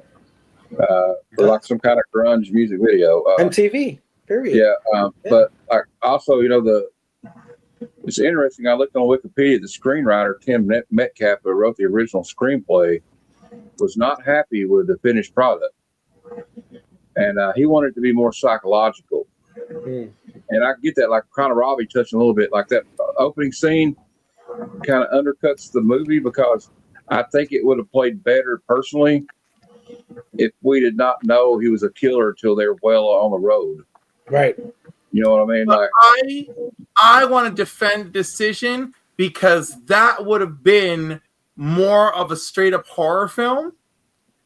And I think the intent of us getting to know him like as he is right from the beginning is more about the psychological aspect that I guess the original writer didn't get communicated that they wanted. You know, because like it didn't. I can't say that it didn't work for me. You know, but you're right. It's about impact. But if I were doing a more traditional slasher flick, I would want that. But because this is not opting to be a traditional slasher flick. This is this road trip turn. Oh my gosh, you're really just hanging out with a serial killer situation. I think that what the movie was aiming for was like, oh my God, you dum-dums, what are you doing? You know, Carrie's right about everything, you idiot, get out of there. I tell you what's creative though, it's interesting, like I hate this word. They use the word world building a lot. I can't stand that term right now because it's so confused. But the part where it's like, I think they really did a good job of like, he came up with all these, like, I don't know if they were fictitious killers he was talking about or whatever, but like that they actually had these sites they went to, and he's explaining what whoever this person was, what they did here, and that you can tell that the company, I guess he truly wants to see, because I kind of was confused on the first of it. Did something happen to his family when he was young that made him interested in this? Is that what he said to that guy? Yeah, his mother was killed, right? Yeah, his mother was killed, right? The dude says it's not going to bring your mom back or something. Yeah. He has like sensitivities to like when they speak about fathers and stuff. So I just feel like there's something there. Yeah. also was interested because remember the guy told him first, he says, well, because he's like, well, if I killed it, wouldn't change anything. He's like, yeah. The guy says, would it make you feel better, wouldn't it? And it's the interesting thing is the end of it, like the company doesn't want to have to kill him, I guess, when he grabs he's still don't want to kill Early at first until Early grabs him when he's trying to take the key off his neck. And then he just blasts her right in the face. So, and you know what? It probably felt good what he'd done to his girlfriend because God knows what he did to Michelle Forbes that we didn't see on camera. Yeah. They say attempted SA, but I don't know about that because she was pretty terrified, pretty, like, I don't know, disassociated at that time when the company finds her. He had no reason to stop, so I agree with you. Like, I feel like something have happened. It was just easier for her And not so I think they're going to be doing that a lot later on. Whatever happened off after the movie ended, but but I do like the road aspect. But then, like, I feel like I don't know. It's like I don't know if they dragged it out too long when it's discovered that they finally realized who they're with. But I do feel like there was about 10 minutes they might have could have cut out. Yeah. Them getting away from them and then going to that house, and they could have. I don't know. I just thought that was maybe they spent too much time in that retired couple's house. I could see you getting in there, but like, I would agree with that. Yeah, for sure. Also, there's a thing with that. Why did he let her live? Like the lady, like that kind of didn't. I don't know. She ran away. Like it wasn't his decision. Adele let her out. Okay, yeah. But damn, that whole thing was brilliant though. It's like everybody's already talked about to death. The thing with Adele and like losing her was like, oh my God. And I agree, Cliff. She might have had something wrong and made her a little bit slower. Because I know people that are backward, that where I live, that hardly ever come out of the holler, as we call it. But like they're not that dimwitted. They're still, but like, so I think that childhood thing must have had something to do with her attackers, what they did to her. But like, also, it's like you feel sorry for this girl. All she wanted to do was get out of this crap hole in Kentucky she lived in her crappy life. And she's like, oh, I think we're going to get it because we're going to California. I like how David Duchovny, the person that talks about, people always thought maybe back in the day, I guess some people still think that, probably not as much anymore. But the going to California was like the fresh start.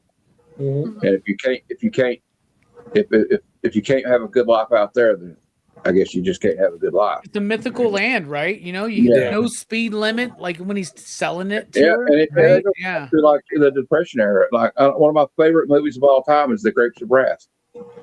Yeah, you love that movie. I gotta tell you. Oh yeah, well my email account's called Ghost of Tom Joad 76. So, but what I mean by that was like all these Oklahomans and stuff, and these Midwesterners, when the Dust Bowl happened and they couldn't grow anything, that the soil was just ruined. Where do they all go? They go to California. Well, it's the whole Hollywood thing. Yeah, everyone goes there. The Hollywood thing. Yep. Swimming pool. Hey, and also the Beverly Hillbilly thing does not go past me in this because like swimming pools and movie stars. When everyone thought you're from California, you surf. No, I don't know how to surf. It harkens all the way back to the gold rush, right? Sabrina, I was talking to my friend Jeff, who lives in Modesto, and he told me we were talking about that. Like, everybody thinks when they think of California, they think of Hollywood or San Francisco, right? Yep. But they're like, you can be in California, you can be in the desert, go to the beach, and then be in the mountains in the same day. And there's a bunch of farmland in between. So it's more than what just Hollywood. This is a big state. It's a long state. Yeah, it's not it covers all the. It's got all the geographical, weather systems and all that shit. Well, I think that's why everyone says it's so great because it has a little bit of everything right there. Mm-hmm. I mean, I'll never go back to Cali, but still, I'm not a surfer. No hang loose. No hang loose. Yeah. But I think everybody thinks of that like they think of like, oh yeah, everybody's like Spicoli and Fast Times at Ridgemont High or something. Yeah, in California, and they're all that. Like I should be a Valley girl. Do you remember that skit? Do you remember that skit on Saturday Night Live where they do that called The Californians? And he's like, He says, "Oh yeah." He says, "Well, I went to the A10 today, and I got some oranges, and they're talking like this. They're trying to make it sound like all the guys and girls talk like this, you know." People do talk like that. Don't get me wrong. People talk like that. The Valley voice. Yeah.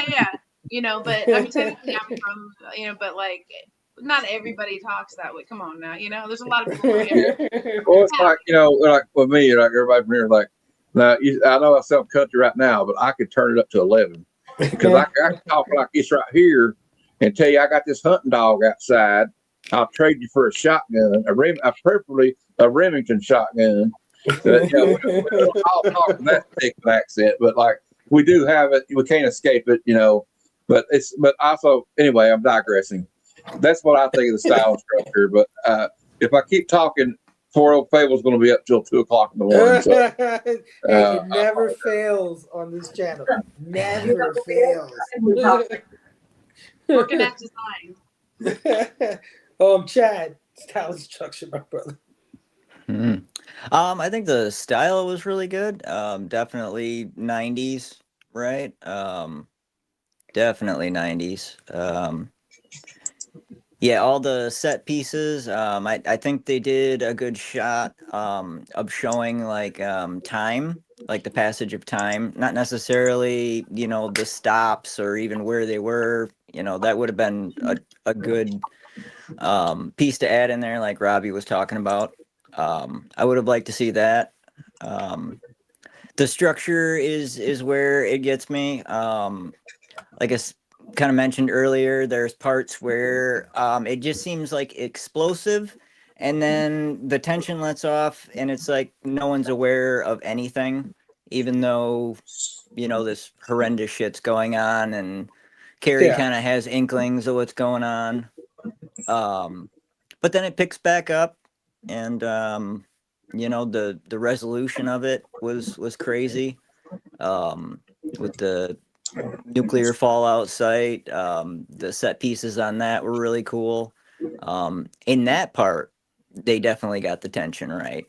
And the explosiveness, like that part was definitely warranted.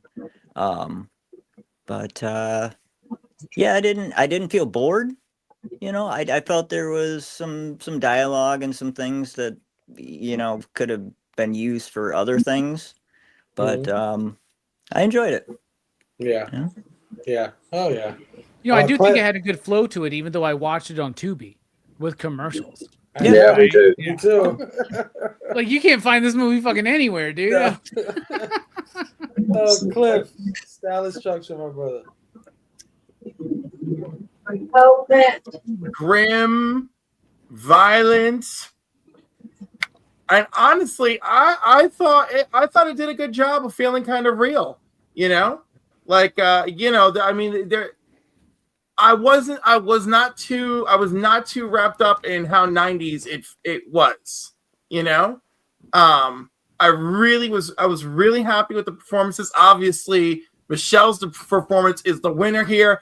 This is why she did not get a spin-off Star Trek series, because they thought the homegirl was going to Hollywood to make it big. And I could see why. She's so good in this role. This is her first feature, right? Yeah. Right. And and Star Trek Next Generation is just around the corner, and like she would have been the star of Deep Space Nine, And Hollywood was a calling, and then Hollywood hung up real fast. And Deep Space Nine went on. Like, I feel real bad about that, but I really enjoy this. I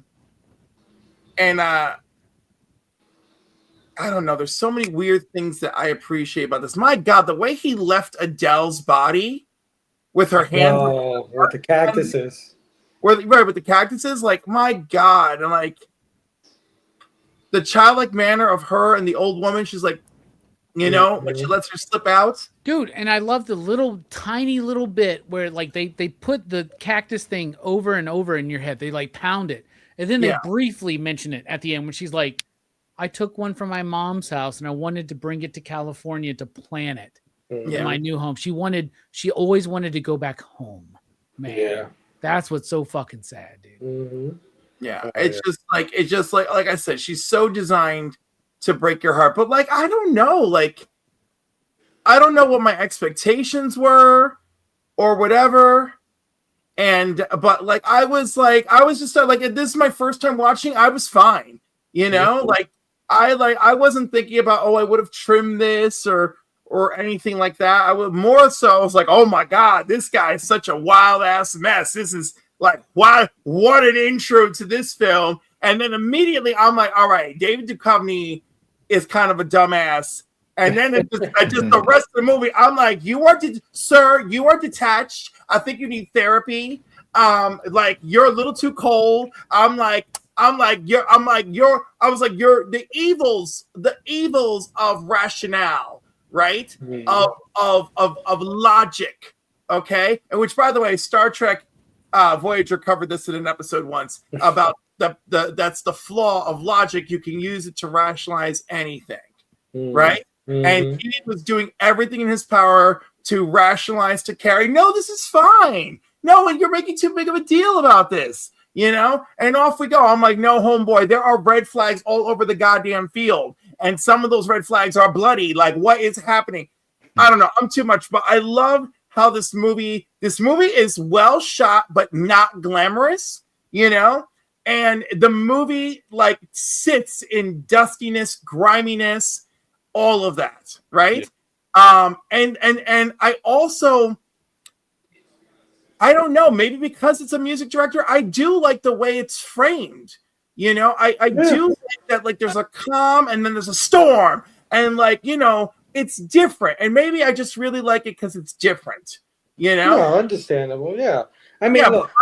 But at no point was I bored. At no point was I thinking, where can we trim off 10 minutes? Like, there was none of that. Like, I was invested, like, 15 minutes in. Like, the first 15 minutes, I'm like, okay, yeah. And then, like, 15 minutes in, I'm like, all right, I'm in.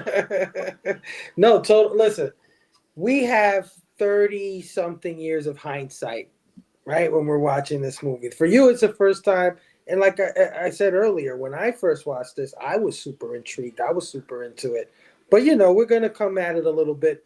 You know, its stylization at the moment might have been something that was really sleek and of the time. You know, if you're in the MTV generation, you see a movie like this is really fucking cool, right? But we've seen this style done at a way higher level over the last 30 years. So, you know, it's a little quaint. What I'm appreciating here, I'm appreciating that they're doing it and with simplicity.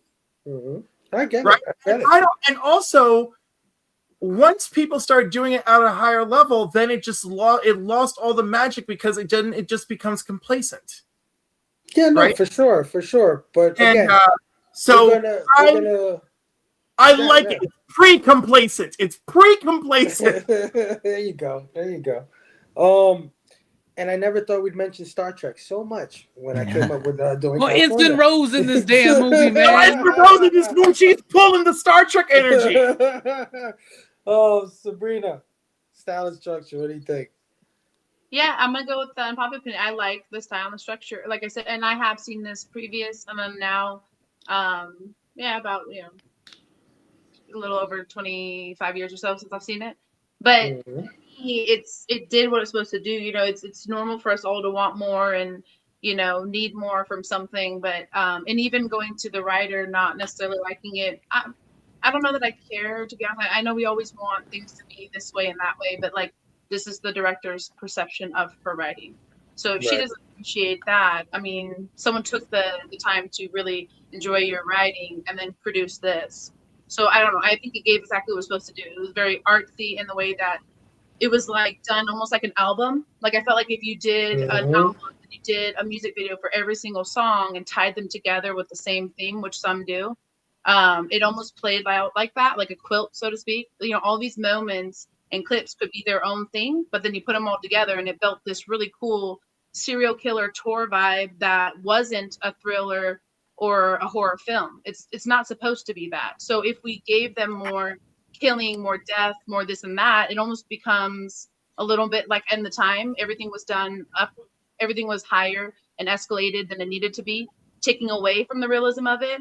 So for me, it would have become a little bit corny, a little bit cheesy, which is fine. I love horror films for that. I mean, that's you want them to not feel like they can be real.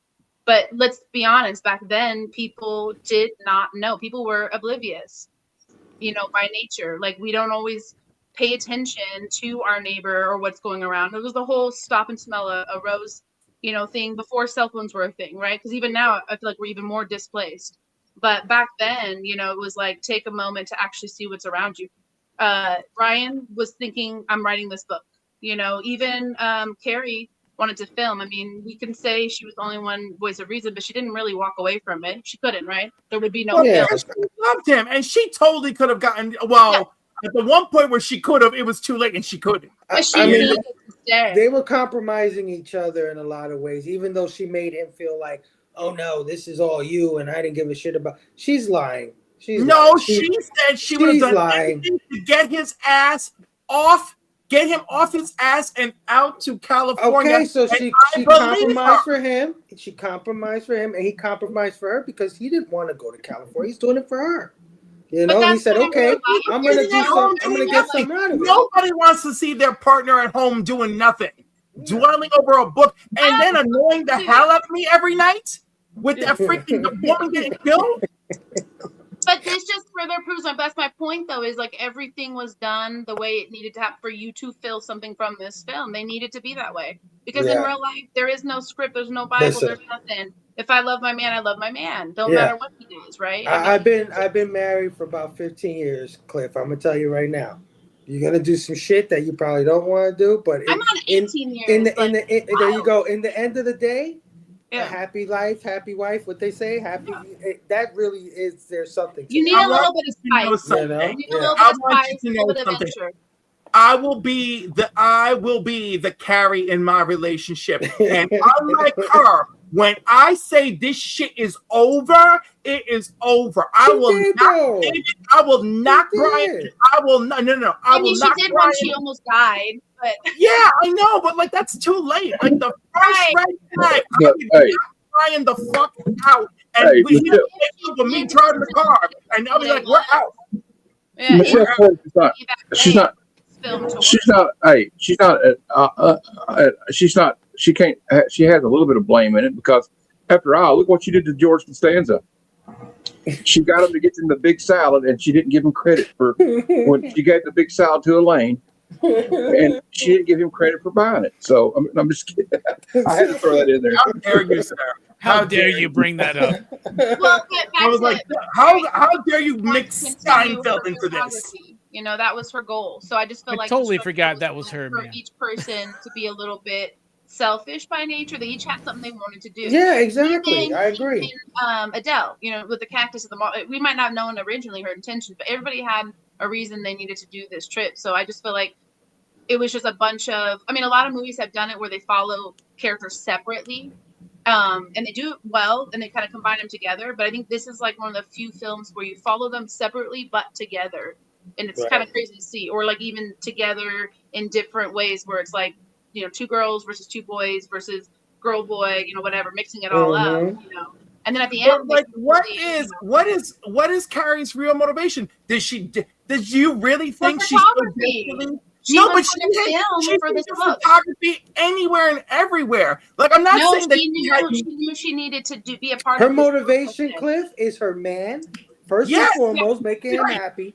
And second of all, for her man's book. You know what I mean? But she had altered, she wanted to be a photographer, Yeah, and her opportunities that lie in California because she wasn't making it in the little rural town that she's in. They don't understand her art. They're more open-minded in California. She is compromising and getting something out of it. And the beginning of the film, they build that into it. You guys forget she's the one who really wanted to go to California by the end of it, whether it was because he wanted to or because of whatever. She was the one who was like, fuck it, let's go. Because your woman's always going to be that one to do that. Yeah, but she wanted to go to California with a C.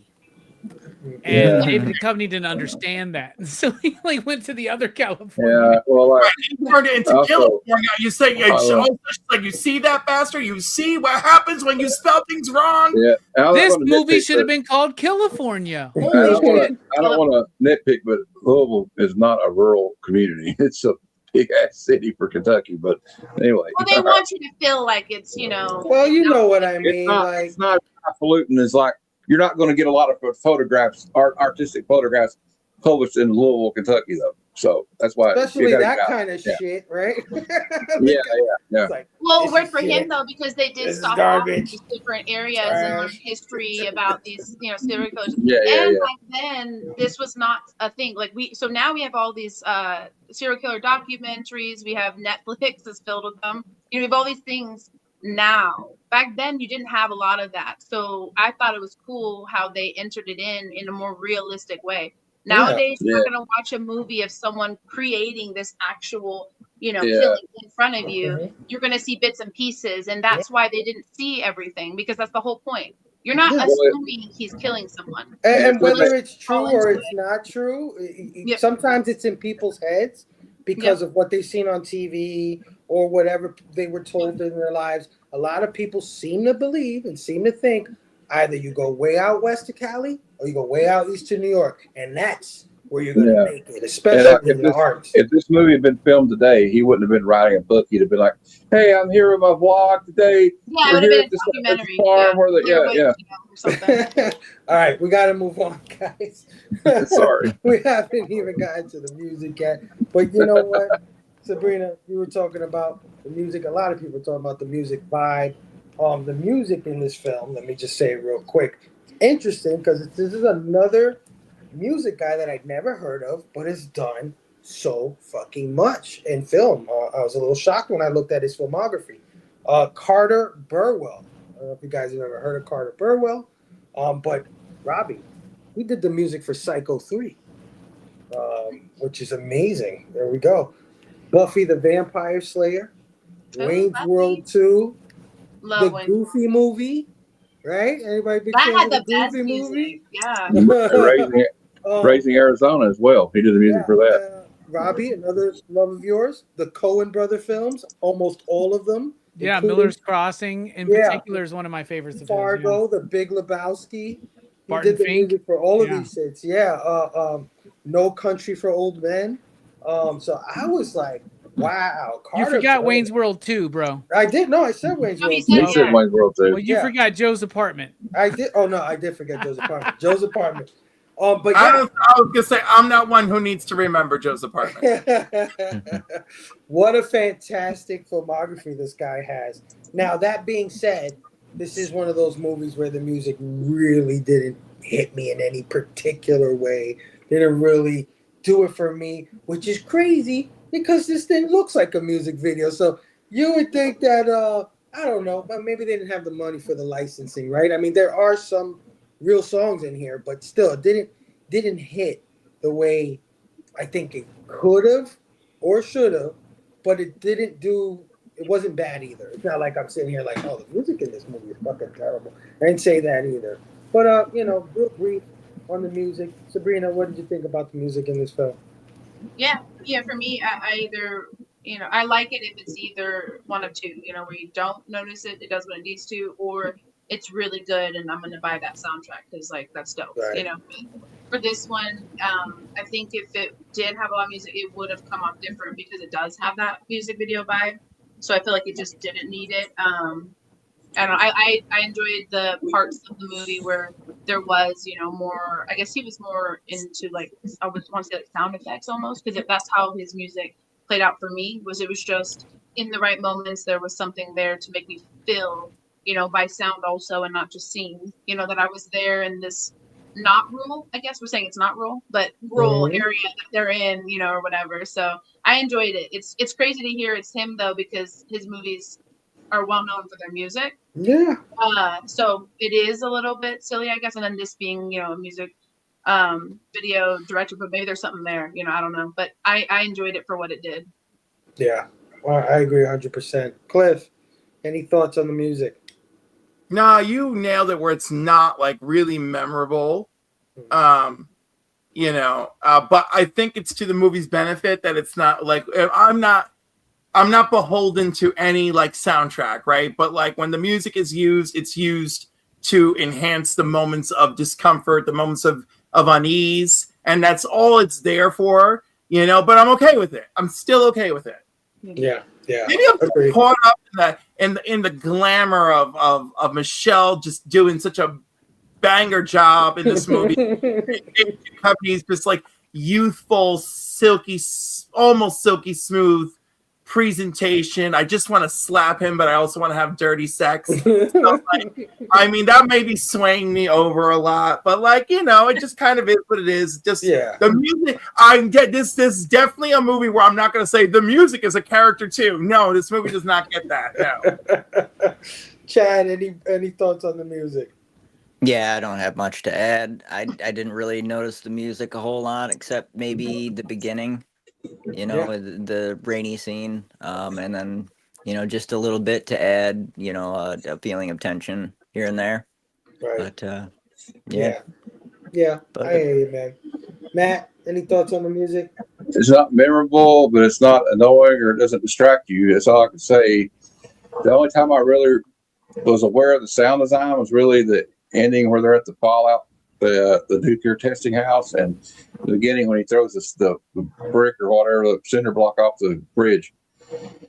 And shout out to Sheryl Crow because they do play strong enough while the girls are having girl talk. So that's a good song. Yeah. Well, and you have to. Back then, you had to play that. If you didn't, you weren't allowed to like actually have a movie. I feel like the '90s there was a copyright thing going on too, if I'm not mistaken.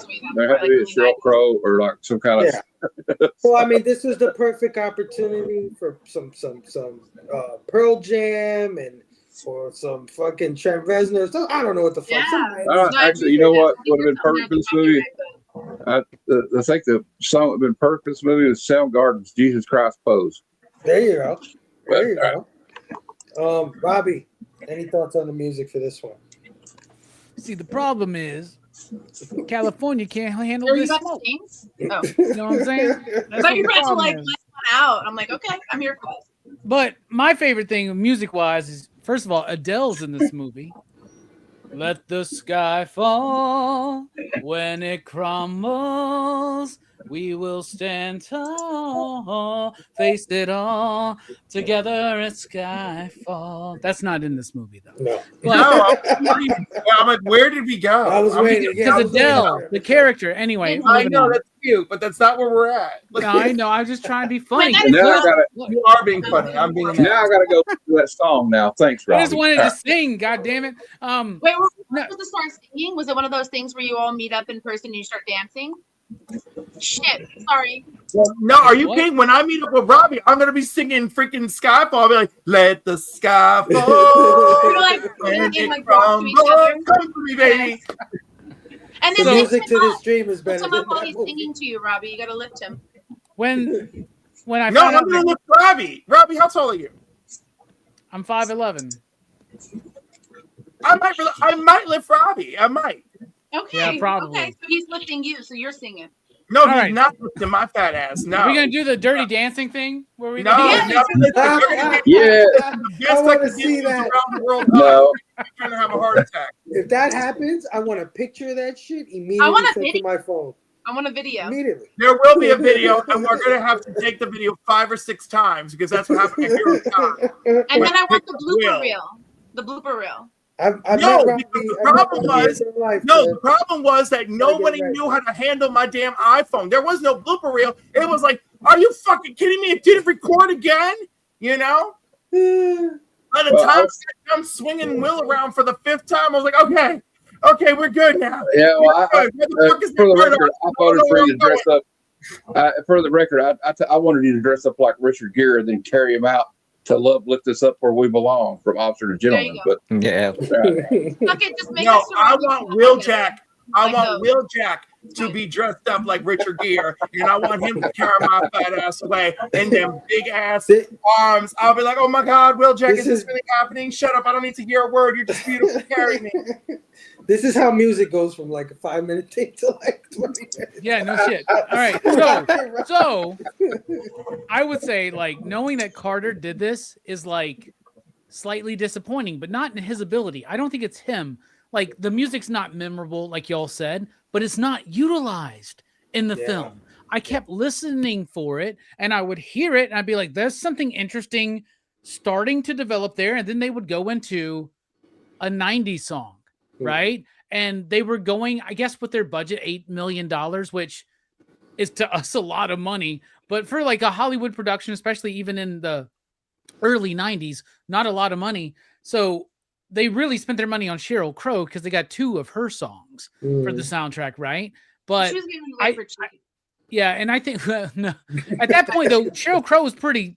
She was, yeah, she was up there, right? She was. And so like, and I love Sheryl Crow, right? In fact, I was originally going to sing Strong Enough, but then everybody kept mentioning her, so I then somehow in my head twisted it into like, let's sing Skyfall by Adele because that character's name is Adele in this movie. You could have sung Rolling in the Deep though, Robbie. Yeah. What's crazy is, so what I'm just trying to say is that I think that the score gets undercut by the use of trying to use hip 90s music that's not, it's not, if this movie was made a couple years later, White Zombie could have done the soundtrack, you know, but that's before we get into that. It's doing something different. It's actually used, it's so weird because it's trying to use like light, slightly indie, easy listening 90s alternative kind of music in a movie that it doesn't fit in. Like, I'm sorry, but like Sheryl Crow doesn't fit in this movie. No. You know what I'm saying? As much as I love, you can't change the way I am. Are you strong enough to be my man? But yeah, the music's undercut by the music they're trying to put in there to force a tone that doesn't work with the film, in my opinion. Yeah, I agree 100%. I got to sing tonight, y'all. I feel good. And I haven't done karaoke in a while, y'all. So there you go. Just looked up Smells Like Teen Spirit. That's 1991. So like they could have did it. That would have been crazy. Anyway. All right. Themes, guys. Of course, here at Pop Culture Philosophers, we like to peel back the layers, right? We like to open that onion and look inside of it and go deep into these movies. This movie, I think, has a few of them. I think there's something there. So let me go to Rockin' Robbie. Kick us off with the themes. What is this movie trying to say, or what is it saying to you? Well, it's saying a lot of things, right? First of all, it's talking about abuse, like domestic abuse. It's talking about that class system, right? It's talking about North versus South, even. Like, we could really like just get it as simple as that, right? Because the idea, or it's not a North versus South thing. In America, we kind of understand what that means, but like the idea that like if you're redneck and you're from the South, by the way, rednecks are fucking everywhere, right? I've seen rednecks in the North, in the West, you know, all over the place, right? I'm in Alabama, right? So I understand, right? Like what people think of people from Alabama, but I also understand what people from Alabama think about people from New York, people. You know what I'm saying? And it's an oddity down here to have an Alabamian who's obsessed with New York and shit like that, right? But to me, that's a big part of this movie is the idea of the haves and the have-nots, but how similar we are. It's not rich versus poor in this movie. That's how they want you to think of it. But what it is it's city versus country, right? It's education versus uneducated. It's conservative versus liberal. Like they're playing with that. If this movie came out today, people would be like, why is this movie so woke? You know what I'm saying? Because you can obviously see what's going on here. But what I love about the movie is, as I said before, the reason why Carrie and Brian need people to go on this trip with them is because they can't afford it. But we would think that because they're artists, a writer, a photographer from like the city, and all this shit, they're writing a book, he's got a book deal, you would automatically assume opulence and wealth and lush living and shit like that. Just like they would assume from the moment they see Early and Adele that they are poor, well, like ill-mannered, like we all have our assumptions. But what I love about this movie is it's showing how similar they all are. Yeah. Like at the very, very end, the movie is trying to shoehorn its own, like, this. I think this is a Hollywood thing, but they have to do this at the end where he's like, David Duchovny's like, anybody has what it takes to kill somebody, but the difference is how you deal with the guilt and the remorse, right? That kind of a thing. But like, even that shows us like, what's the difference between, and I love the idea that David Duchovny's character is trying to figure out what makes killers kill. And then he gets put in a situation where, like, bro, sometimes chaos is just chaos. There we There go. is no Yep. reason Yeah. for chaos. So I love that it's playing with the idea of how different certain people can be, but no matter what the divide is, whether it's left, right, blue, red, there are more similarities than differences. If we would just focus on those more, we could probably build something better, but we constantly play into what others would think of us and then expect others to play into what we think of them. Yeah. The true thing to me is chaos, and there's no reason for certain things. Yeah. But I'm rambling now. Yeah. But there you go. No, man, Also, don't just fucking put out a classified ad saying someone come drive with me across the country. Strangers are welcome. Bring candy. Come on, man. Or No, that's 100% true. When I was watching this, Michael Caine, man, The Dark Knight always comes to mind where he's like, some people mess you in. You know what he said? I forgot his line, but that line always. Some people just want to watch the world burn. burn. Yeah. Yeah.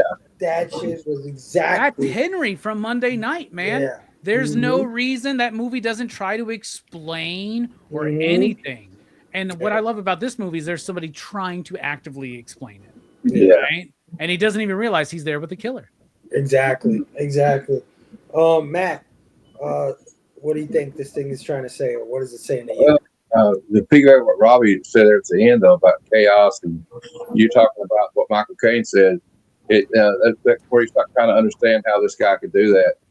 And, you know, it reminds me of a quote from Unforgiven at the end of that movie when he's getting ready to shoot Gene Hackman, Clint Eastwood. And he says, I was building a house. I don't deserve this. And Clint Eastwood just looks at him very coldly and says, deserve ain't got nothing to do with it. That's such a good movie, man. Yeah, I got to review that one soon.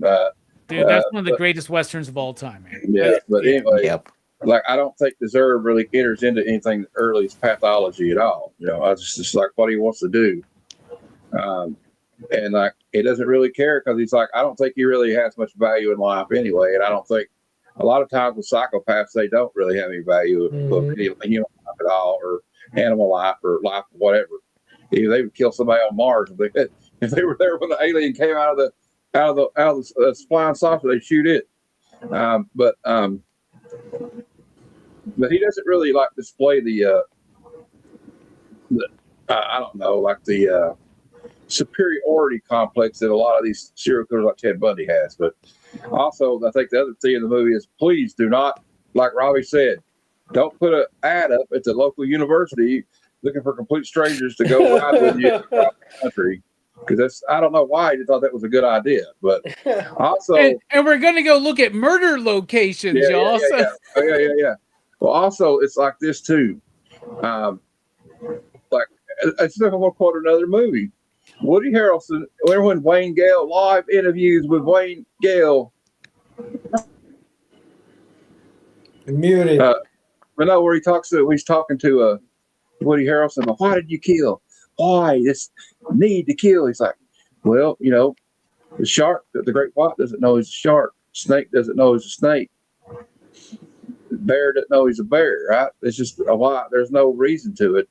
Right. There's no explanation. Like even the biggest the greatest pathologist or mind hunter, they call it, the FBI would tell you that there's no way to get in these people's minds because you can't possibly think like that. Right. And so it's kind of like a hubris. He's got a hubris to him. Like he's like, this guy's so arrogant. He thinks he's so smart, but he's got all these killers figured out. And like he doesn't even realize he's riding with the killer the whole time. Right with the killer, yeah. He's not as smart as he thinks he is. So it's very interesting in that regard. Well, look at that moment where like Brad Pitt's character wants to give his thoughts on the Black Dahlia murders, and David Duchovny's kind of like, I'm playing along with this or whatever, but he's actually recording a killer. Yeah. Talking about what he would think about a kid. Like, it's crazy, man, when you really think of it. Man, maybe this movie's better than I thought in the beginning of this show. 2 hours. But like he's, I'm like, the movie's pretty solid. Yeah, it is. and also I think I think he underestimates Early, like because of his education.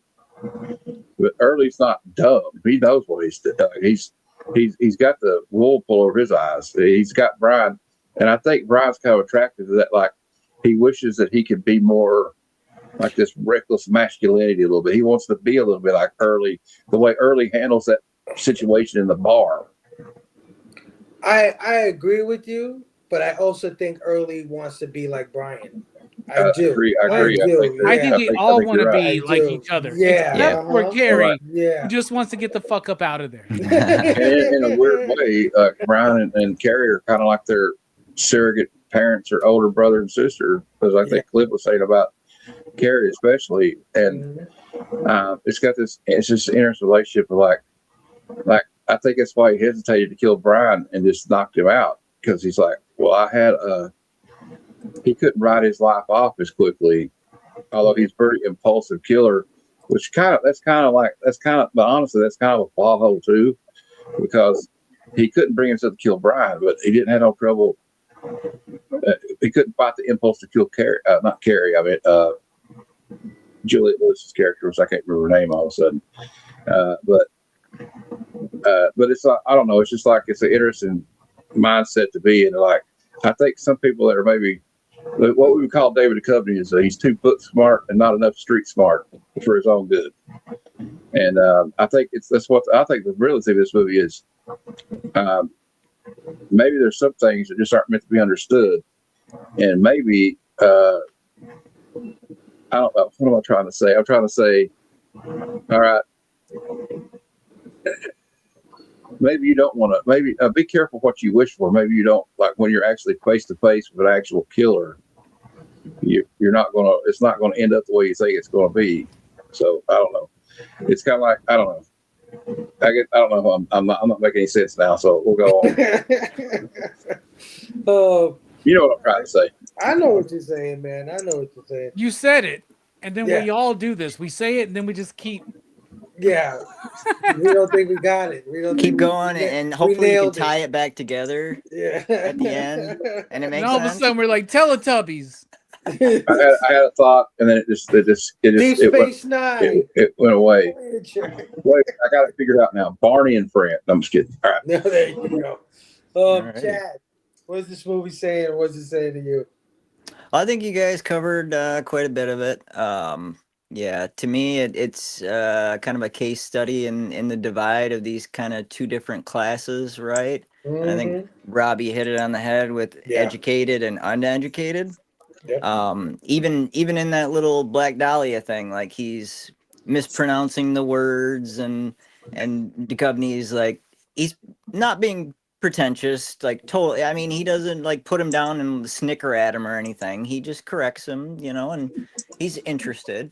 And I think that's interesting, is the dynamic. They seem to be interested in each other, except like you said, Carrie, where she just wants to get the fuck out of there. Dude's picking his feet at the table. Like, I'd have been doing a hell of a lot more than just giving him a look, right? Like, that's fucking gross.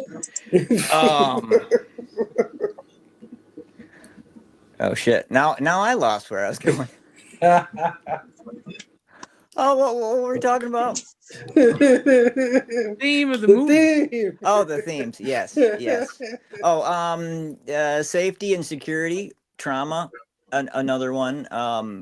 With the trauma, Adele's character, like, I think that's why she stays with Early, is that sense of security. Even if it's one guy who's sweet to her most of the time and, hits her here and there, at least it's one person, as opposed to the brutalization that she's endured before, or the other traumas, and then looking the other way. You got, I've done this many times. Like, I'm pretty good at picking up stuff, but when I want to believe someone who's lying to me, like, I'll believe it, and I'll talk myself into it. I'll rationalize it, justify it, and I think that was going on there because of the interest. Like, they were kind of enamored with each other in a certain way. Yeah, lots of themes. Yeah. Oh yeah. Cliff, what is this thing trying to say? What is it saying to you? Romanticizing killers, right? There is the class divide that's going on. You know, a sense of control. Brian versus chaos early. And also, this movie punishes Brian's curiosity because he lacks empathy. That's what I really feel is like right on it. Okay. All right. I hear you. Sabrina, what is this movie trying to say? What was it saying to you? Yeah. For me, it was kind of like broken down into like almost like 4 paths.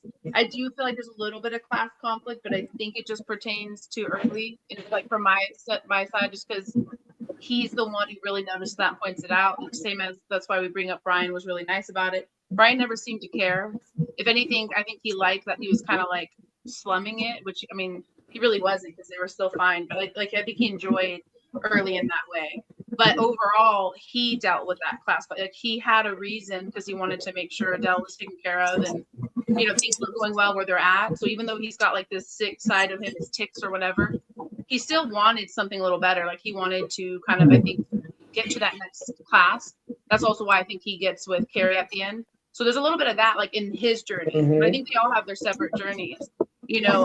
Brian has like a morbid fascination with serial killers, and it's morbid because it's like he takes it pretty far. This is why he probably doesn't really want to back off originally. But he's also very intelligent. So it's like he's dealing with this obsession, and that's a lot of people deal with that. And then you have loss of innocence from Adele. That's a big one, like that I think really hit it for the whole movie. Yeah. Carrie's a bit of obsession with, her man, her career, and like wanting to go to Cali. But I don't know, I just feel like they all have their own path. Yeah, 100%. I agree with everything you guys said. I do see the intelligent versus educated. I do see the poor versus whatever. But you know what I also see? I see two sides of the same coin with each couple. Right? Like I see Adele and Early, right? Early is first of all, he's dating Adele because that's the only woman that's he can control in that way, right? Like he was like her hero. So I feel like it's like a hero mindset. She's the only one dumber than him. Because anybody with a brain wouldn't fuck with Early, right? Like, you know what I'm saying? So she's I know trauma bonding does a lot though. Yeah. He picks her for that reason.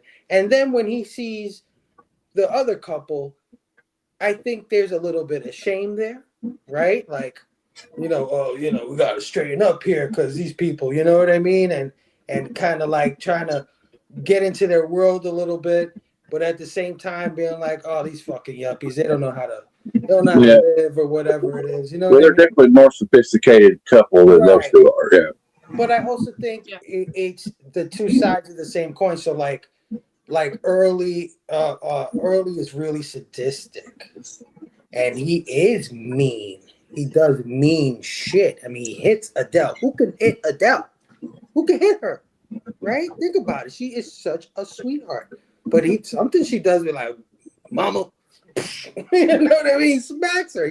He is mean. She is super sweet. Right? She is so kind.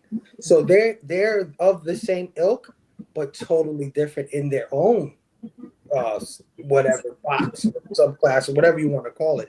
Same thing with David Duchovny and Michelle Forbes' character. She is very she can be a little bit closed-minded, right? She might be right, but at the same time, she's not giving shit a chance, kind of, right?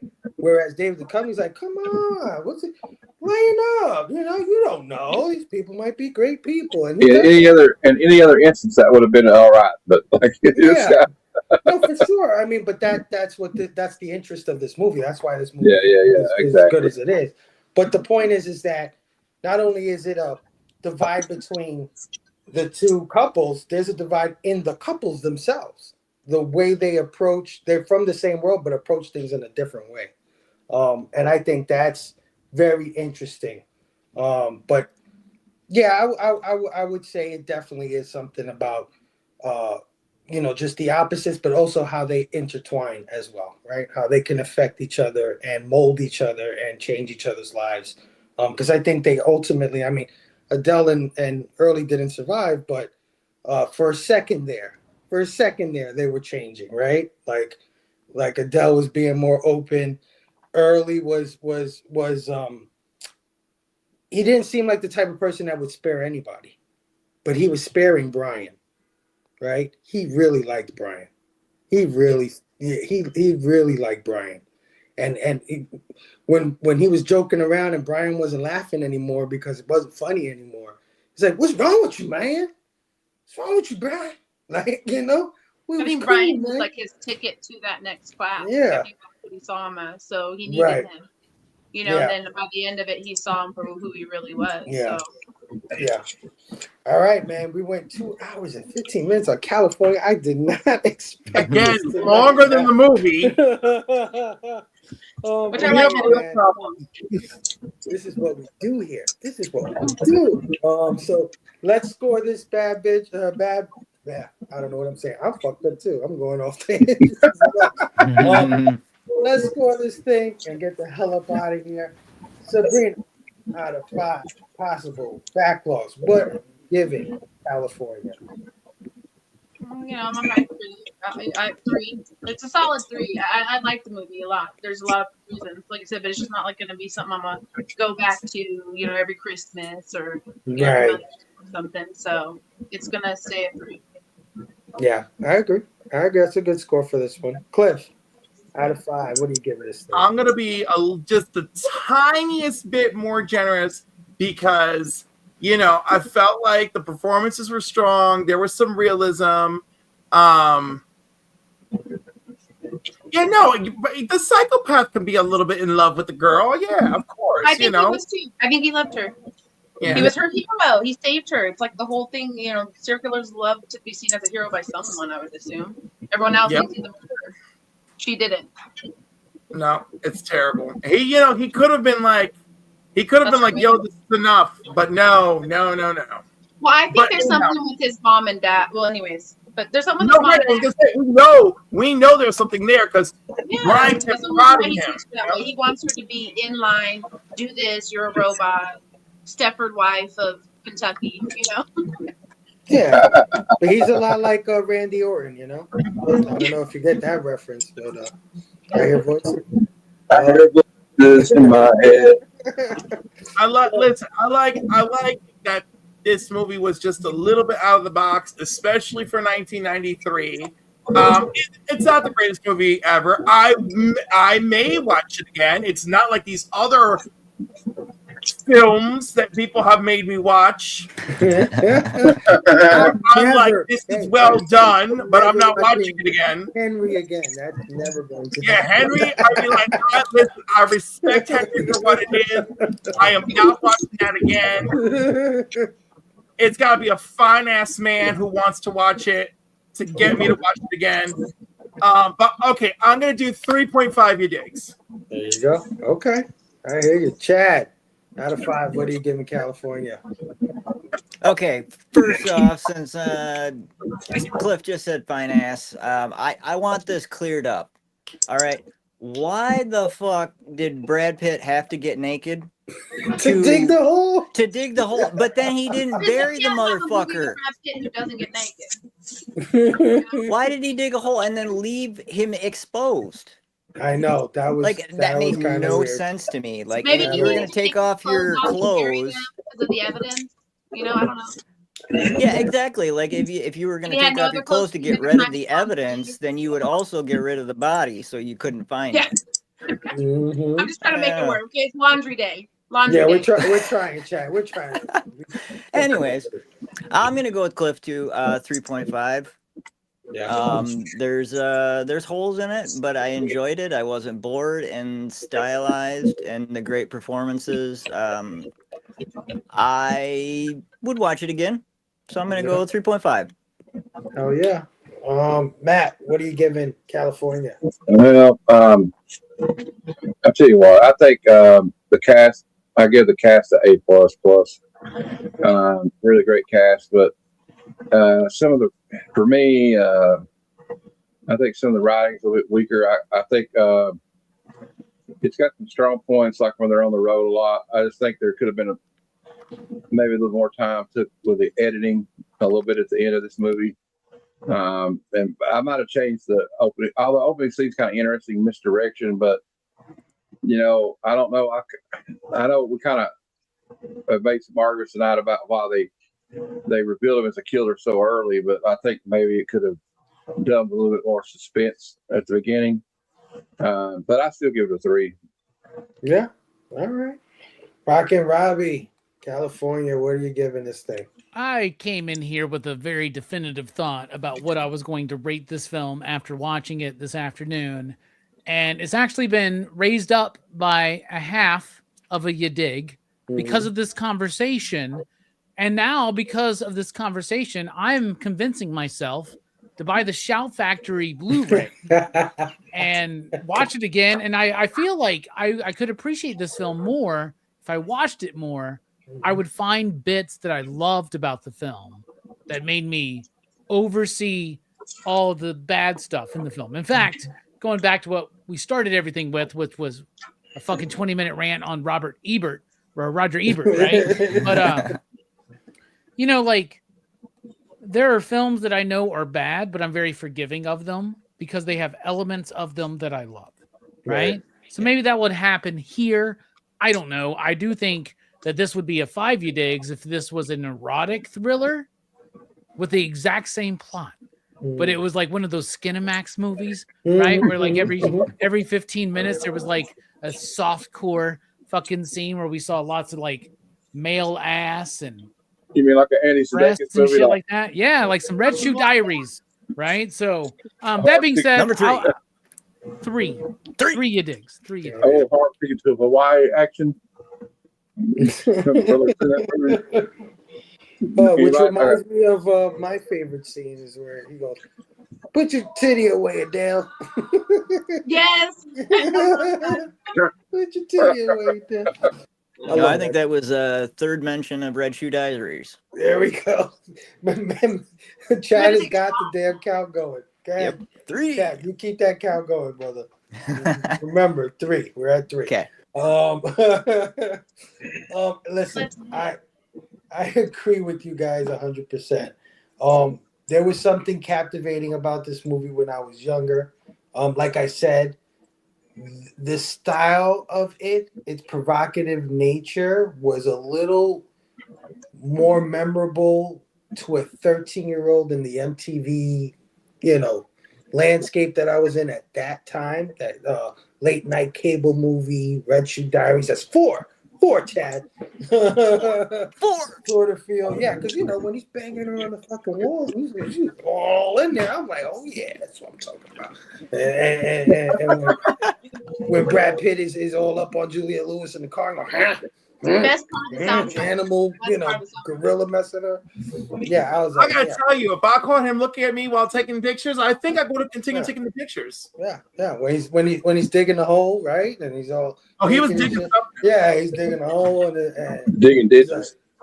He's like, well, they're smarter out there, Adele. It's like, yeah, because there's so many stupid people around here. I'm like, yeah, that's what I'm talking about. Anyway, this movie is a lot more appealing to me as a child. As a grown up, again, we have 30 years in between.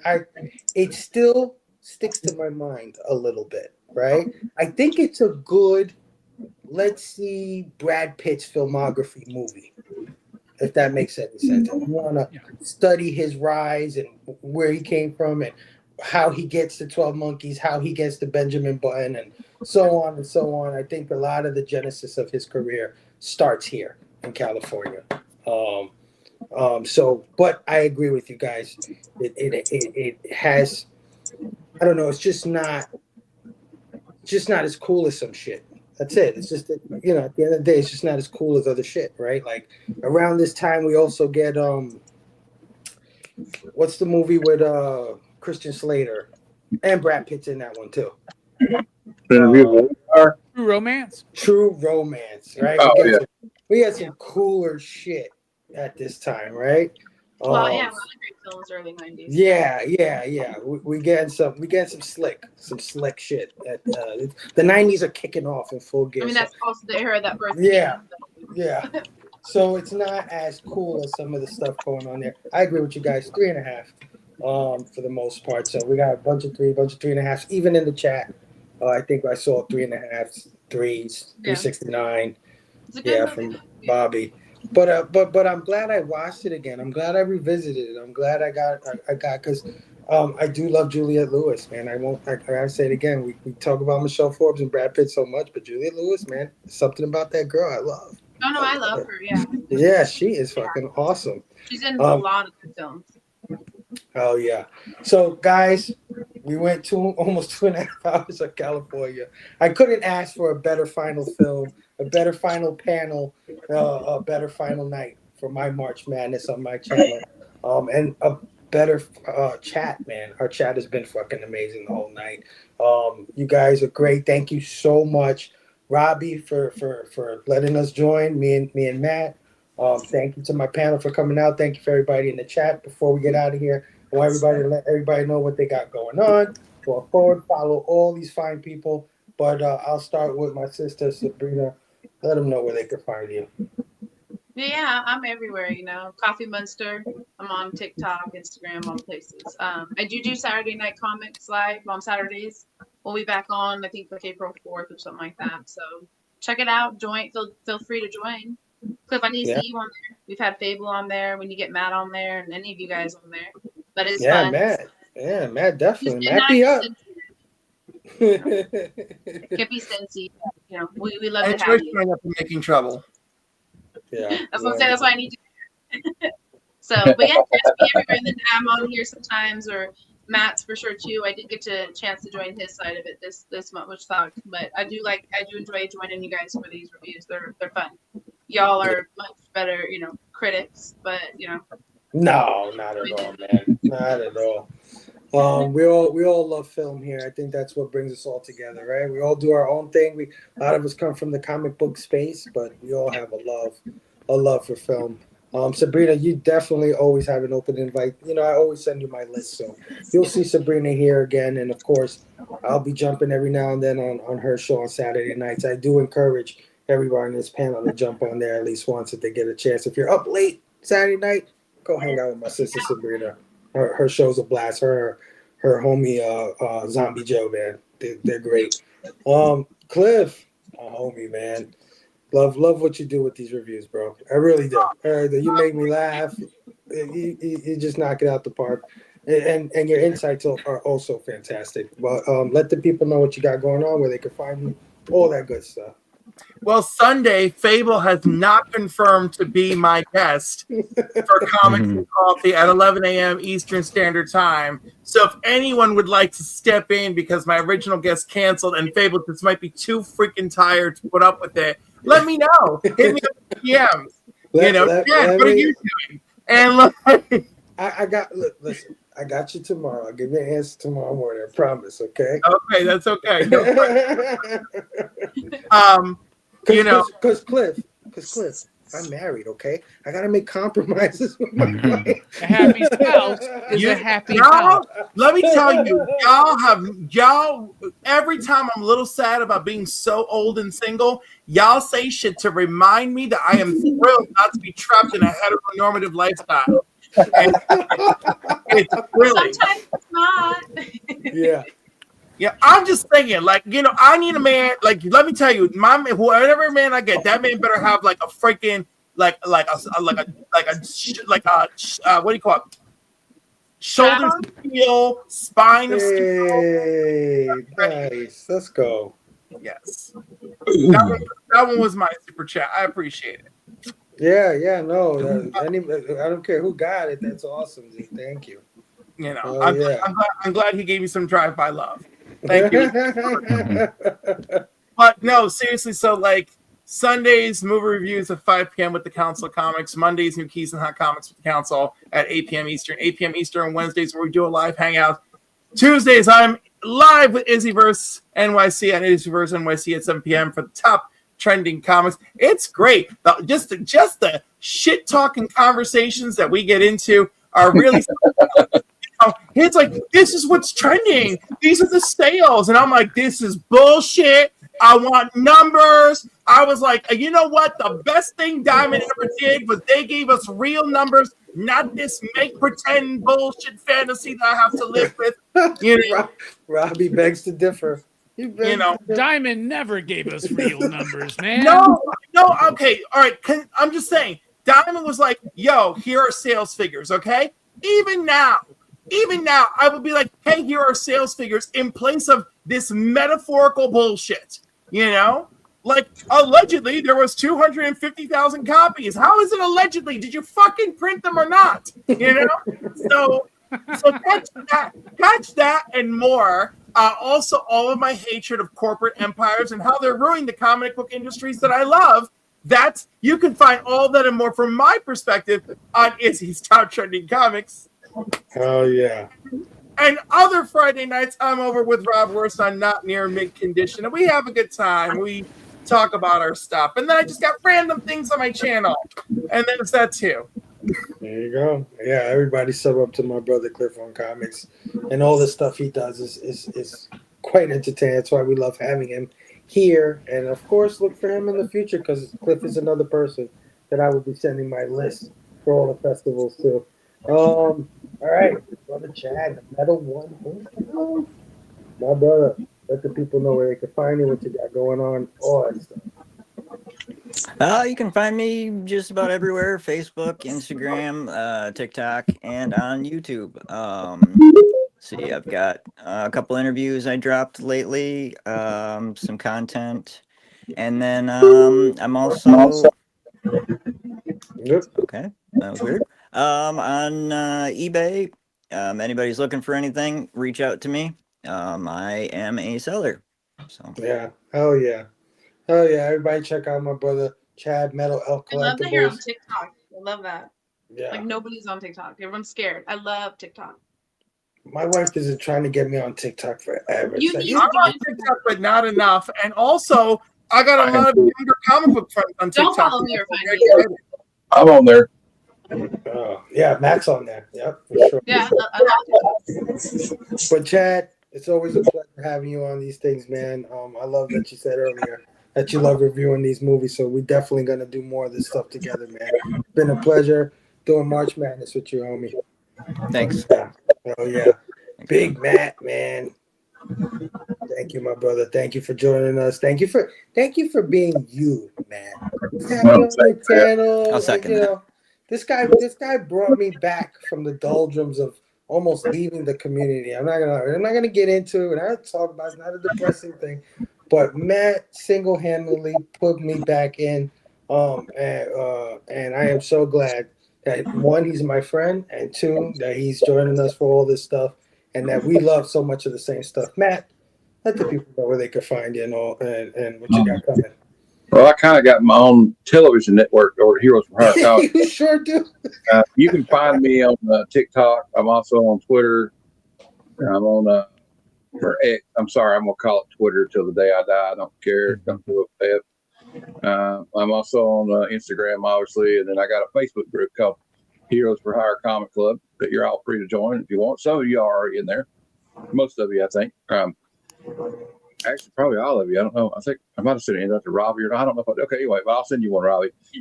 It's just where we just hang out and drop links. And anyway, let's not talk about that. I got several shows. Sunday shows coming up more recently. Sunday Super Show Extravaganza. We go over the new comic book day previews, the new key issues of the week. But here, I'll give you a spoiler alert on Key Collector app. It could just be the continuation of a series, and I'll give you say it's an upcoming key. So I don't know about them sometimes. All right. But anyway, and they do make some mistakes.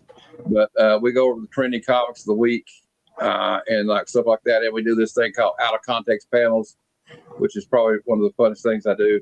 And then I got interview shows on Tuesdays at 7 p.m. Eastern called Comic Conversations, where I interview another member in the comic book or just the YouTube community, any collector in general or YouTuber. I've aimed high before, got shot down, and sometimes we get some bigger names like Robbie, and we had comic tropes on there. But this week we're going to have Pete, the leader of Brendavision, will be on my. Oh, nice. Okay. Oh, yeah. And so it's just a casual thing. And if you want to see an example of it, just watch the one I did 2 weeks ago with Swarm of Comics. That guy, Randy's a really cool guy, really interesting guy. He's a metal musician too, and a comic collector. So two things I love, music and comics. But then Wednesday, I guess I'm back to my regular movie things.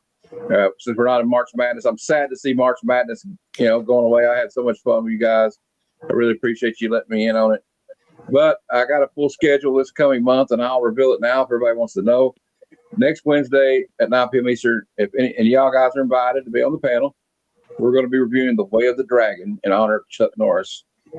It's Chuck Norris versus Bruce Lee, one of the most epic fight scenes in all of Kung Fu movie or Hollywood history. After that, we're going to be, in honor of opening day in baseball, we will be reviewing Major League, starring Tom Berenger, Charlie Sheen, and Corbin Burnson, and an up-and-coming Wesley Snipes. And in the third week of April, we're going to be reviewing Captain America from 1990, and we will ask the question: is this the worst Marvel movie ever made? I don't know. It's pretty close up there. And then we'll end out the month of April with a deep dive into the Rocky franchise. But when I mean Rocky, I mean part 1, 2, 3, 4, and 5. I just ordered the Blu-ray with all of them on it for actually $20. So that's a pretty good deal. So I'm going to get back into that. Actually, I'm leaning towards, maybe this is a hot take, but Rocky 3 might be my favorite Rocky movie. I don't know. We'll see how. That's only if you want to get inspired, just watch the scene where Rocky's like, "No, we'll just do it tomorrow, Apollo." And Apollo, there is no tomorrow. There's no tomorrow, Rock. All right, and then the Comic Lounge is 7 p.m. Eastern on Thursday. So that's a lot of stuff, and I need to stop talking. I mean, Rocky 4 is all right, but I don't know. I just like how we finally get the relationship between Apollo and Rocky kind of come together in 3. It's not the best one. Actually, one of the best ending is part 2, because he actually gets the win. But anyway, never mind. Sorry. No, it's all right. Listen, I love Rocky 1 and 2. I think they're probably superior films to Rocky 4, but I love Rocky 4 so fucking much. I don't know what it is. I love it.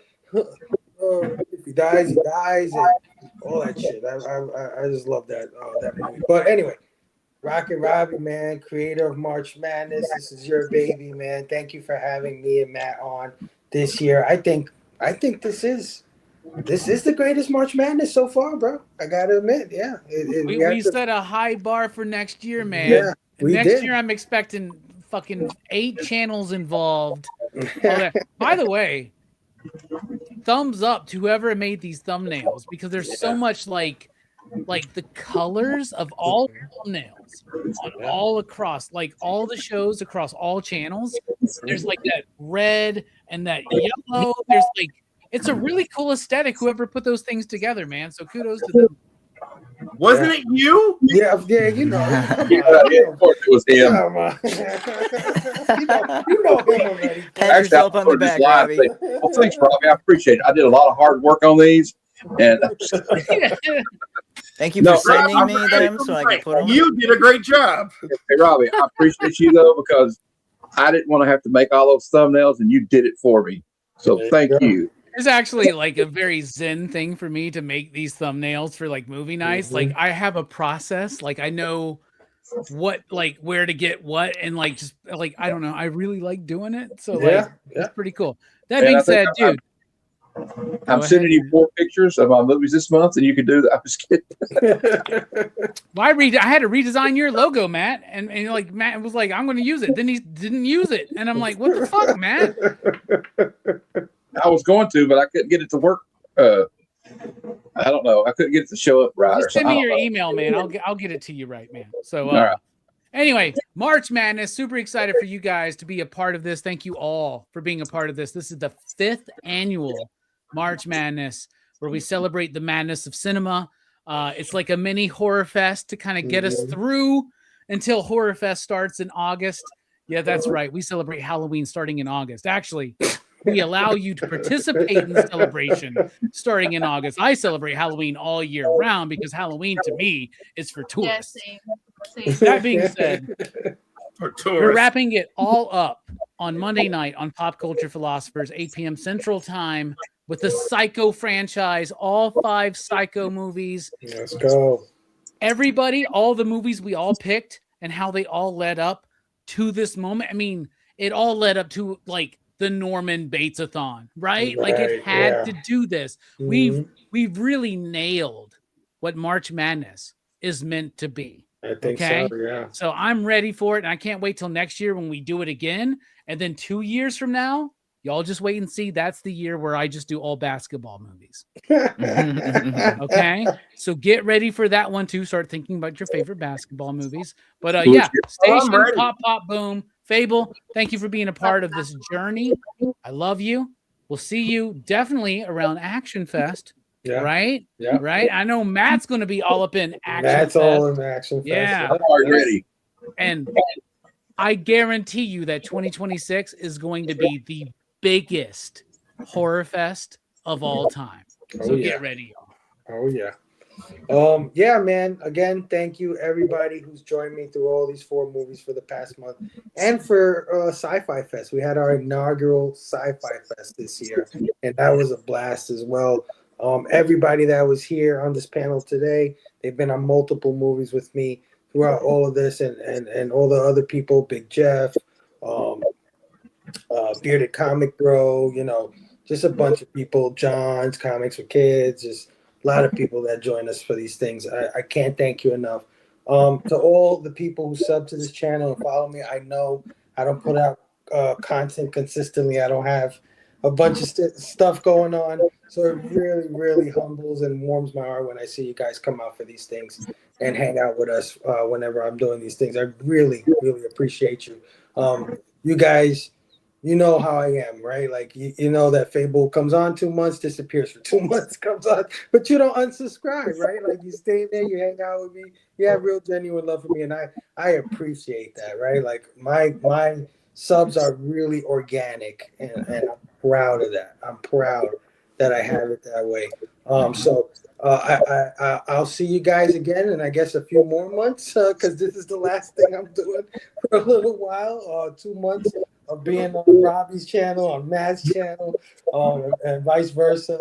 You know, I need a break, guys. So, but that doesn't mean you won't see me, man. I'm always on Instagram. You know that. Figgy Friday, every Friday. Throw your sets up Saturday, every Saturday tomorrow. You know how we do on Instagram. And yeah, you'll catch me on any one of these people on our panel's channel at some point. So, you know, we're growing this little family here, and I love it, man. I love it. The little circle we got going on. It's awesome. So yeah, have a good night, everybody. Have a great weekend. Come back this Monday for the finale of March Madness with the Psycho franchise. I will be there hanging out. I think, Cliff, you're going to be there, right? I am. Yeah. I don't know how much coffee I'm gonna have out there. And Chad's going to be there as well. Chad's good. I Yep. was just about to ask Chad. We're Is going over psycho. there? Matt, you there? I'm in the chat. I'll be in the chat. Okay, you'll be in the chat. Everybody, come. Let me know. I'll come off the bench. I'm a good 6-man. All right. Yeah, no, for sure, man. Yeah, of course. Everybody in the chat, everybody, have a great night. Come join us Monday. Love you guys. Station. I don't have cool things to say at the end of our stream, so I'm just not that creative. But I love you guys, man. I'll see you to the next one. Station.